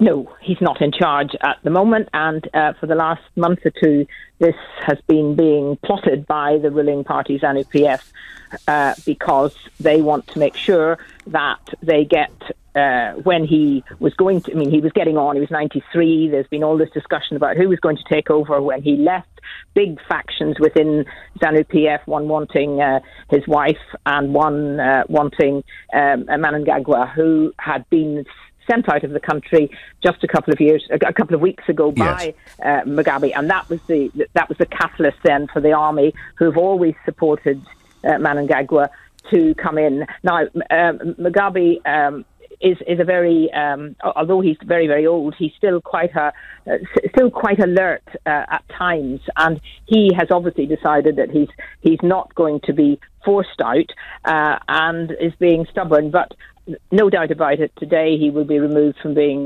ZANU-PF leader, and then he will go. But it's what happens then is the important thing. And the army very clearly not in favour of his wife, Gucci Grace, as she's become known. And clearly somebody that's rather enjoyed the high life and perhaps some of the bling that money can buy. But Kate, what process then would ZANU-PF go through to pick the next leader? Well, I think what those who have got some political nous in Zimbabwe want to make sure that the international community see this as not being a coup as such, that it's done constitutionally. So there would be the opportunity for the parliament this week to impeach Mugabe if he doesn't resign. But given the huge amount of numbers of people out on the street in Harare and all over Zimbabwe yesterday, he couldn't have missed seeing that, Mugabe.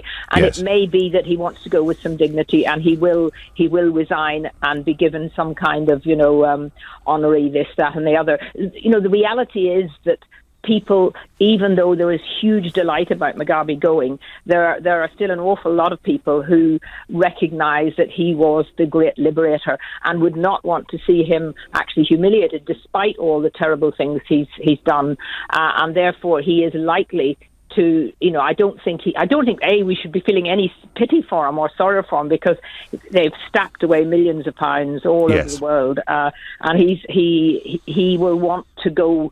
I think if he knows that time is up, he will want to go so that he can be still able to move around and get access to that money. I don't think he's going to be, taken out and shot. No.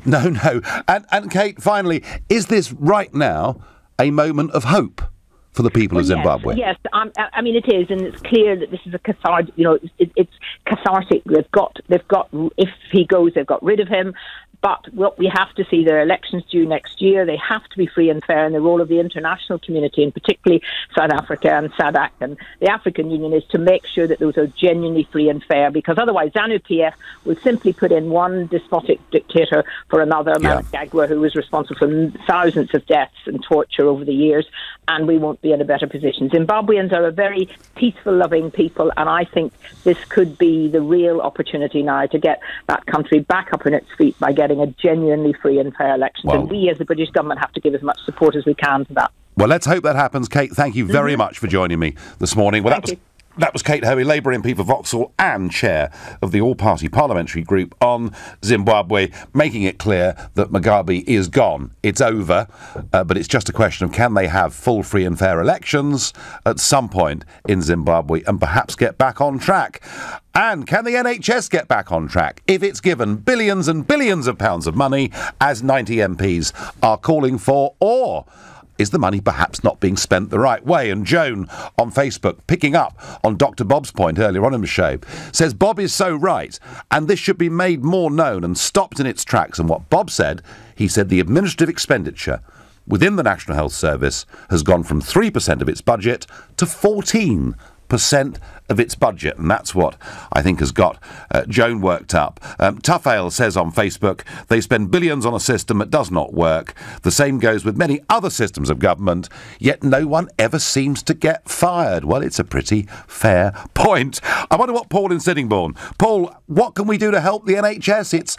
It's at bursting point. I mean, I personally think it's the population crisis that has put this pressure on, but I know that's an unfashionable view in some circles. What would you do to make things better? Hello, Nigel. It's lovely to talk to you. Good morning. Good morning, sir. Nigel, what I would do is on a Thursday, Friday and Saturday night, the NHS, if you go in the A&E, it is packed. It's a war zone, isn't it?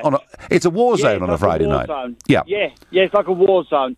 What I would personally do, when they come out of these clubs and pubs, paralytic drunk, and they get an ambulance, and they take them to the A&E and they drop them off, I would personally be in there with a board and I would charge them £100 per time they come in.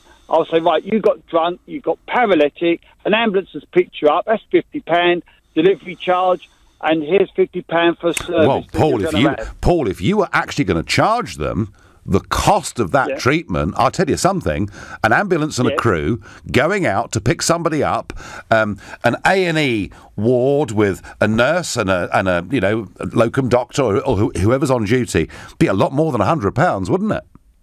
Yeah, it would be, but it'd be a start price, and if you go in the second time, it'd be £200. Right. And the maximum would be £400 or £500, something like that. All right. No, I understand. I understand what you're saying. Now, what would you do, Paul? Say in the middle of February, and someone who's been a smoker all their life gets a bad chest infection that starts to turn a bit pneumonic, and they're taken in to A&E. Would you charge them? I would charge them for smoking £100. If you've got cancer, then that's different. If you've got terminal cancer, that's different. But if you've got chest infection because you're smoking, I would charge you £100. Right, okay. You know what you're doing with your body. You know what I mean? I think under your system it could be very expensive for some of us. And what about fat people, Paul? So somebody who is, you know, we heard earlier, woman phoned from Bolton and said that her son's a porter and has to move people around who weigh, she said, 25 stone or more. So someone's, 25 stone, they're grossly overweight, morbidly obese, and they start to get a bit of a flutter. And so they're brought in to have an ECG. How much do we charge them? I would charge them £100 as well, mate. Right. I would keep on it. I tell you, Nigel. Would anybody that goes to A&E not pay £100? Because he spent hundreds and hundreds of pounds for food. He just sits there, he shoves food down his own throat, and it's his own fault. So I would charge him. I would bill him for it and say, right, you've done it. You want an operation, you want a gastric band, £500. Well, you've got free, we charge that. But where would you draw the line? I mean, would 13 stone be too fat, or would 20? I mean, where would you decide that somebody? I'd say around 18 stone. 18 stone. 18 stone. Yeah, I'll say 18 stone. So 18 stone's the cut-off. And what about alcohol? Would there be a breathalyzer to see whether you've drunk enough to be charged £100, or? No, when they bring you out, when the police are called and they say, right, you're going to have to go to A&E because you're paralytic, I would then turn around and say, right, call an ambulance. As soon as they call an ambulance, boom, you're fined £100 or £200. Do you drink, Paul? Just a sausage roll. Pardon? Do you drink? No, I don't drink no more. Right. Do you smoke, Paul? I don't drink no more. I don't smoke. No, I've never smoked in my life. Right. My dad smoked. But I just smoked. When he went in hospital, he should be charged for it. And did I just hear you order a sausage roll in the background? I'm having a sausage roll, yeah, but I'm 6'4", Nigel. Yeah. And I'm 13 stone 4 ounces. Well, there you go. Paul, you're not going to get charged a bean, but thank you very much for the call. Actually, the point Paul's making is a point that many make, particularly, they say, when there are people who, through their own fault, through getting drunk and involved in fights, cause all sorts of problems in the National Health Service. Many people think we should charge them. I have to say, Paul's regime is pretty tough. There aren't many of us, I think, that would ever go there and not pay £100. You're listening to the Sunday edition of the Nigel Farage Show, exclusively on LBC. It's 11:45. Coming up at 12 on LBC, Majid Nawaz. Senior British politicians have been paid tens of thousands of pounds by organisations closely linked to the Kremlin. But is it ever acceptable for elected officials to take money from a hostile foreign government? Majid Nawaz on LBC. High quality, affordable kitchens designed in your own home. That's Room Sense. That's Room Sense. Book your free Room Sense home design visit and we'll measure up, show you samples, create a stunning kitchen design and give you a quote all before we leave. Quality at a price you can afford. That's Room Sense. Book today at roomsense.co.uk. Air France. France. La France is in the air. Looking to sweep someone off their feet? Air France can whisk you away to the most romantic city in the world, Paris. Air France. France. La France is in the air. With flights from London Heathrow starting at £45 one way, it would be heartbreaking to miss out. Simply visit airfrance.co.uk and book by 20th of November. C'est magnifique! Terms and conditions plus credit card surcharge apply. What if you could get that winning feeling every single month? With NS&I's premium bonds, every month you could win tax-free prizes from £25 up to £1 million. And NS&I guarantees that every pound of your savings is 100% secure because we're backed by HM Treasury. Who knew saving could be so exciting? Premium bonds at nsandi.com. Minimum initial investment £100. NS&I. Safer savings set you free. To re-record your message at any time, press #. Hey, baby. No, that's rubbish. Hey, just calling to see what's shaking. Hi, it's me, just checking in before I hit the old Jim-a-rooney. No. Hi, I just love you, okay? Can't say that. Message completed. No. With Vodafone Pay-As-You-Go One, you can stay in touch as much as you like and never pay more than £1 a day. The rest is on us. Hi, listen, about that message. Search Vodafone Pay-As-You-Go One. The future is exciting. Ready? Vodafone. Opt in and spend £1 a day for unlimited standard calls and text plus 500 meg of data in the UK and Europe zone. Terms and exclusions at vodafone.co.uk/pay-as-you-go-one. You're not perfect. You're a couch potato sometimes. You're a gym bunny most of the time. You're chia seeds and quinoa one day, you're partial to a pasty the next. You are a temple, you're a fun park, you're a yin, you're a yang, you are who you are. You are one of a kind. And at HealthSpan, we celebrate your individuality. However you look after yourself, HealthSpan have the vitamins and supplements to help you be you. Visit healthspan.co.uk today. HealthSpan. Go on you. Fly to Malta with EasyJet from $39.99 for more to see, more to do and more to remember. One way per person, 2 flying. Limited availability. Credit card fees apply. See easyjet.com. I know who Charlene married. I know what a flux capacitor does. I know how to write hello on a calculator. And I know how to do the big fish, little fish. But I don't know my state pension.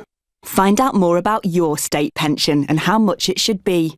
Get to know your pension. Visit yourpension.gov.uk. At Argos, our Black Friday event is on. Get the Xbox One S console with Forza Horizon 3 and Star Wars Battlefront 2, only $199.99. Plus add Forza 7 for just £20 more. Go Argos. Ends 23rd of November, Star Wars Battlefront 2, Peggy 16, terms and conditions apply. See online for details.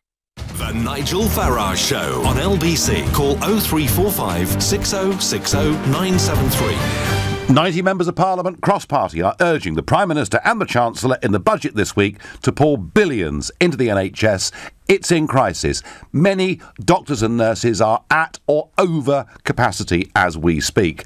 We touched earlier on foreign nationals being treated within the National Health Service. It's an issue that I've raised in the past and, of course, been screamed at for daring to talk about it. But £2 billion a year is the cost of health tourism in this country. You may say that's a small part of the overall health budget, but hey, it's still £2 billion. Now, our previous caller, Paul from Sittingbourne, suggesting that actually grossly overweight people, smokers, drinkers should pick up the pieces of some of the cost, but I get by text, never mind drink and cigarettes, what about drugs? Yeah, very good. I mean, I don't know. I don't know what A&E departments have to put up with from people on drugs. I would imagine it's probably, in some parts of the country, a very big problem. Don in Herne Hill disagrees vigorously and says tax from alcohol covers hospital costs. Well, Don, I remember being told that smoking-related diseases cost the National Health Service £2 billion a year, and some say it could be as high as £3 billion a year. Yeah, tax revenue is £11 billion a year, so you could look at it that way too if you wanted to. Nigel, I live in the south of England and I'm not wealthy. What should I do, says Alfie? Well, that was a suggestion we had earlier, that actually the NHS should be like the benefit system. It should be there for people on lower incomes, and those on higher incomes should provide their own insurance. It's not something that I think is very popular. And the other issue that you've been talking about is however much money we put in, how much of it is being lost through waste or this massive increase in middle management within the National Health Service. Charles in Birmingham is my next caller. Good morning, Charles. Good morning, Nigel. So what's to be done, Charles? Well, I don't want to give them any more money because they waste too much. Now, let me two incidents. The first is interpreters. They cost £150 an hour to interpret for people in the hospital and doctors. And if they do 10 minutes, they still get £150 an hour. That's one thing we could cut out. Right. And the other thing is waste on Zimmer frames, clutches, walking sticks, wheelchairs. Once they've been used, they are put to scrap and scrapped out instead of being refurbished. How much is that costing us? Sorry, so if somebody gets given a Zimmer frame... Yes. And then that person dies or doesn't need it anymore... It's scrapped. They don't want it back. All the same when it come out. It's scrapped. So are you saying that in the case of a brand new Zimmer frame, so someone's had a hip replacement or whatever it is, and they can't get around their house without the use of a Zimmer frame for a 6-week period or whatever it may be, are you telling me that the hospital don't take that Zimmer frame back? Yes, and I can prove that. My neighbour, who died a couple of years ago, and I know someone who died recently, they had Zimmer frames, and so one of their relatives come to me and says, can you get rid of these scraps? Someone will take scrap, and they're scraps. My mother-in-law stayed here for a few weeks because she didn't get in the flat, and she had a commode. And we said, "Do you want it back?" No, scrap it. And we have to take it to the scrap. Yes, we have. And if you walk around, people have these, they'll tell you they are scrapped because they've been used and stretched. Wow. And that's not me. That's what the NHS say. Well, I don't know what a brand new Zimmer frame would cost the NHS to buy, but it's a reasonable sum of money, isn't it? And there must be I don't know, tens of thousands of them, perhaps hundreds of thousands of them that are given out. Charles, you've raised a very interesting point, not something I have to say that I was aware of. Charles from Birmingham, thank you for your call. And Charles saying a lot of this stuff is given to people, and rather than being reused and perhaps lasting for years, it simply gets scrapped. James in Tooting is on the line. James, good morning to you. Good morning, Nigel. How are you doing? I'm doing well. So we keep putting... Whenever you hear people talk about cuts, James, there are no cuts. We keep on putting more and more money into the National Health Service, and yet the thing is completely at capacity. And if we get a flu crisis this winter, there's going to be one hell of a problem. Yeah, my understanding is that the majority of governments, barring one of the last 30 years, have increased the budget towards the NHS in relative terms. Yes. That being said, just to play on one of my own experiences of the NHS in the last couple of weeks, I actually tore a ligament and dislocated my thumb. I had to take a trip to A&E, sat in A&E to get it sorted, and you go in and fill a form and it says, right, where's the injury? The injury is in my left hand and it's my left thumb. I then get through to the nurse who, the poor person, tries to go through the list of about 15,000 different options to choose my x-ray. Now, my point is... we're going to have to increase funding towards the NHS, but where is that funding actually being spent? Is that to paper the cracks, or is that long-term projects that will help increase efficiency? Because it's not me, it's irrelevant, people going in and putting more money, but if I have to sit in the queue, fill in all the information that they need, and then that poor person has to go through a list of 15,000 different options, when common sense dictates that I'm here for my thumb, and it's my thumb that needs an x-ray. All right, so what you're saying, James, actually is the whole thing is just grossly bureaucratic. Completely. Yeah. And when you got treatment, how good was the treatment? The treatment is fantastic. When it comes to the staff, I think nobody ever disagrees that the quality of care you get from the NHS. Yeah. I have to say, James... If I could touch on one point, on the sort of privatisation point. Yeah, go on, quickly. I don't disagree. I do disagree with privatisation to an extent. On the whole, in most industries, I agree with it, but in the same as the train lines and the NHS, when there is no competition, because you do not choose if you are in an accident which hospital you would prefer to go to, then privatisation is not successful in those industries. Because you can't provide proper competition. No, James, I thank you. And look, my experience of A&E is I was in a major road traffic accident back in 1985, multiple fractures of leg, skull, goodness knows what else. I also had a plane crash. So twice I've been wheeled into A&Es in a pretty rough condition. And I have to say, if you're an emergency, the NHS is amazingly brilliant. Whether it's as good at diagnostics and other things is a separate debate. Breaking news. Kate Hoey was absolutely right with her prediction just 15 minutes ago. Robert Mugabe has been dismissed as the leader of the ruling ZANU-PF party, according to Reuters. Former Vice President Emerson Mnangagwa has been appointed the new leader of the party in a widely expected move, according to party sources. So Kate was suggesting that if the former Vice President takes over, frankly... And her words were, that'll be no better because he himself has been directly responsible for torture and the death of thousands. Maybe not the bright new dawn that those people out campaigning on the streets of Harare yesterday would have hoped for. Back to the National Health Service, back to the 90 MPs demanding billions. They're going to get more money in the budget this week, I'm certain of that. They're not going to get Jacob Rees-Mogg's call for £350 million a week. I don't think would be very... I suspect it to be very popular if they did. And I'm not actually sure whether the Chancellor wants in this budget to reduce the deficit or not, but I don't see them pumping in 20 billion. Anne in Edinburgh, what's wrong with the National Health Service? Can I first say that I've had to say a different name because I will be known. I'm in one of the senior management positions.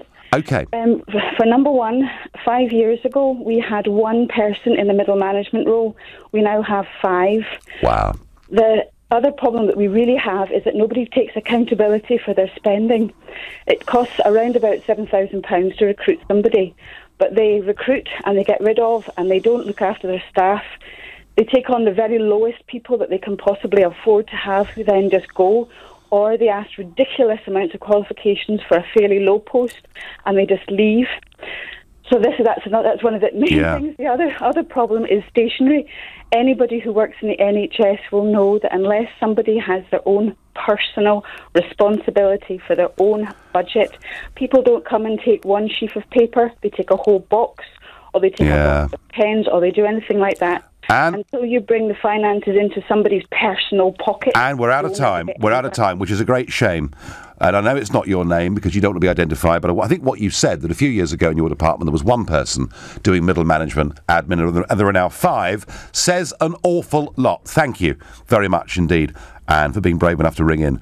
And to say that, you've been listening to the Nigel Farage Show here on LBC. I'll be back tomorrow evening at 7.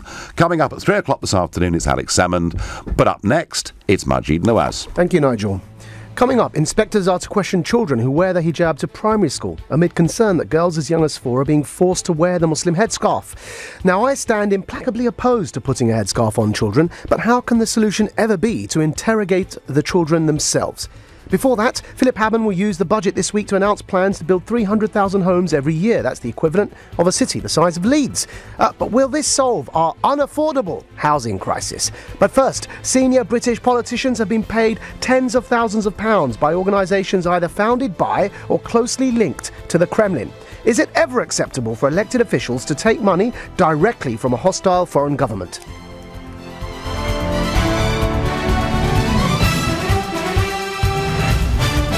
On FM, online, on your mobile and on digital radio. Leading Britain's conversation. This is LBC. From Global's newsroom at 12 o'clock, Zimbabwe's ruling ZANU-PF party has removed Robert Mugabe as its leader. They've replaced him with former Vice President Emmerson Mnangagwa, sacked by the 93-year-old. It follows thousands of protesters who took to the streets in an unprecedented show of opposition to the president yesterday.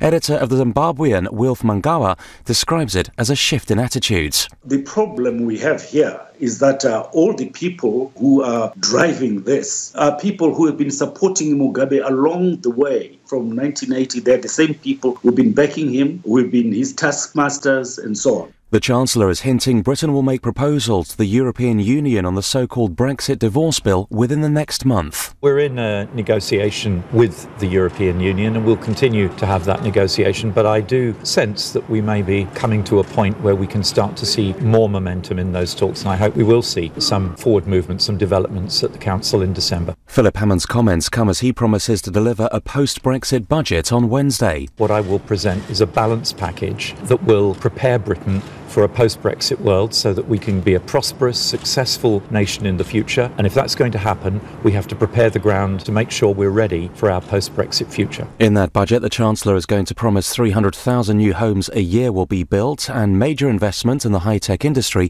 with money for trialling driverless cars, electric car charge points and 5G mobile networks. A British sailor has died after being swept overboard during the round-the-world yacht race. Simon Spires from Bristol got into difficulty when the vessel hit gale-force winds in the Indian Ocean. The 60-year-old retired solicitor was sailing for Great Britain on a trip from South Africa to Australia. Gerry Adams is to stand down as president of Sinn Féin next year.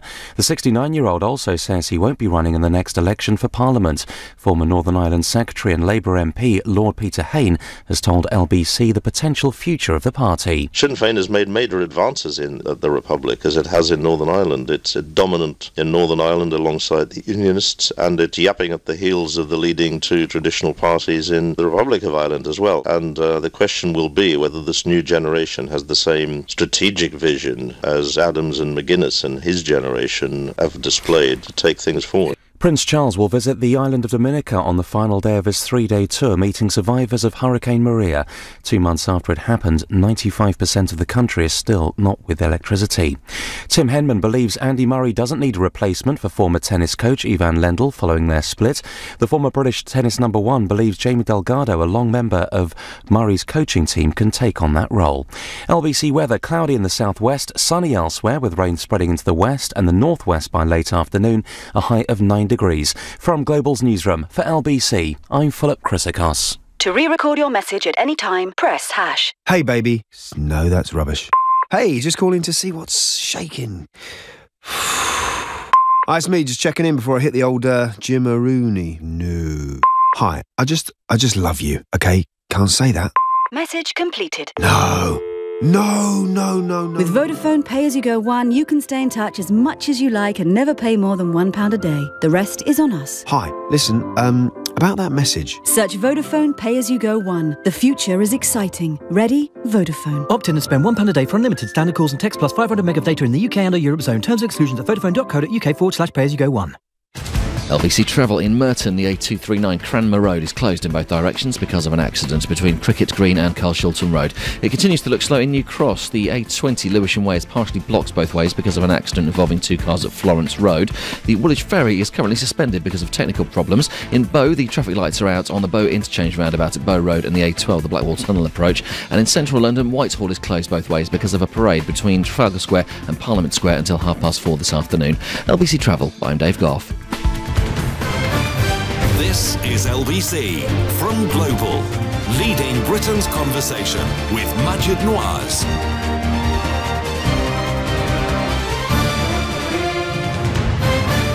Good afternoon. Welcome back to the regular weekend show. It's Majid Nawaz every Saturday and Sunday from 12 to 3. Now, senior British politicians, it has been revealed, have been paid tens of thousands of pounds by organisations that are either founded by or closely linked directly to the Kremlin. I'm wondering, is it ever acceptable for elected officials, elected politicians, public servants in the United Kingdom to take money directly from what is essentially a hostile foreign government? That is Russia. Is it ever acceptable for our politicians to take money directly from a hostile foreign government? The number to call to speak to me about that is 0345 60 60973, 0345 60 60973. The lines are open. Get your views in early, or you can text us on 84850 or tweet us at LBC or tweet me directly at Majid Nawaz. Now, the fact that Russia is a hostile government shouldn't necessarily or really require much explanation. Unfortunately, because of the times we live in, it requires a bit of explanation. So let me just start off by telling you two things, and that is that the head of MI6, as recently as last year, warned of the profound propaganda threat being posed by the Kremlin, by Russia, to the West. On top of that, we have as recently as this year, in July, the head of GCHQ warning that Russia is causing mayhem in cyberspace. And now, of course, with the American federal government's investigation into Russian propaganda efforts to sway our democratic system and, in fact, to fracture our democracy, it's something that shouldn't really be too controversial, that the Kremlin, that Putin, that Russia doesn't have our best interests at heart. Unfortunately, due to the times we live in, it is controversial. However, I think for me, to set this conversation up, it suffices to say that I, as a British patriot, trust our security services, our GCHQ and MI6 in their consistent assessment, not only a one-off mistake, not a dodgy dossier on the Iraq and the weapons of mass destruction and the invasion of Iraq that I never supported, but their consistent stance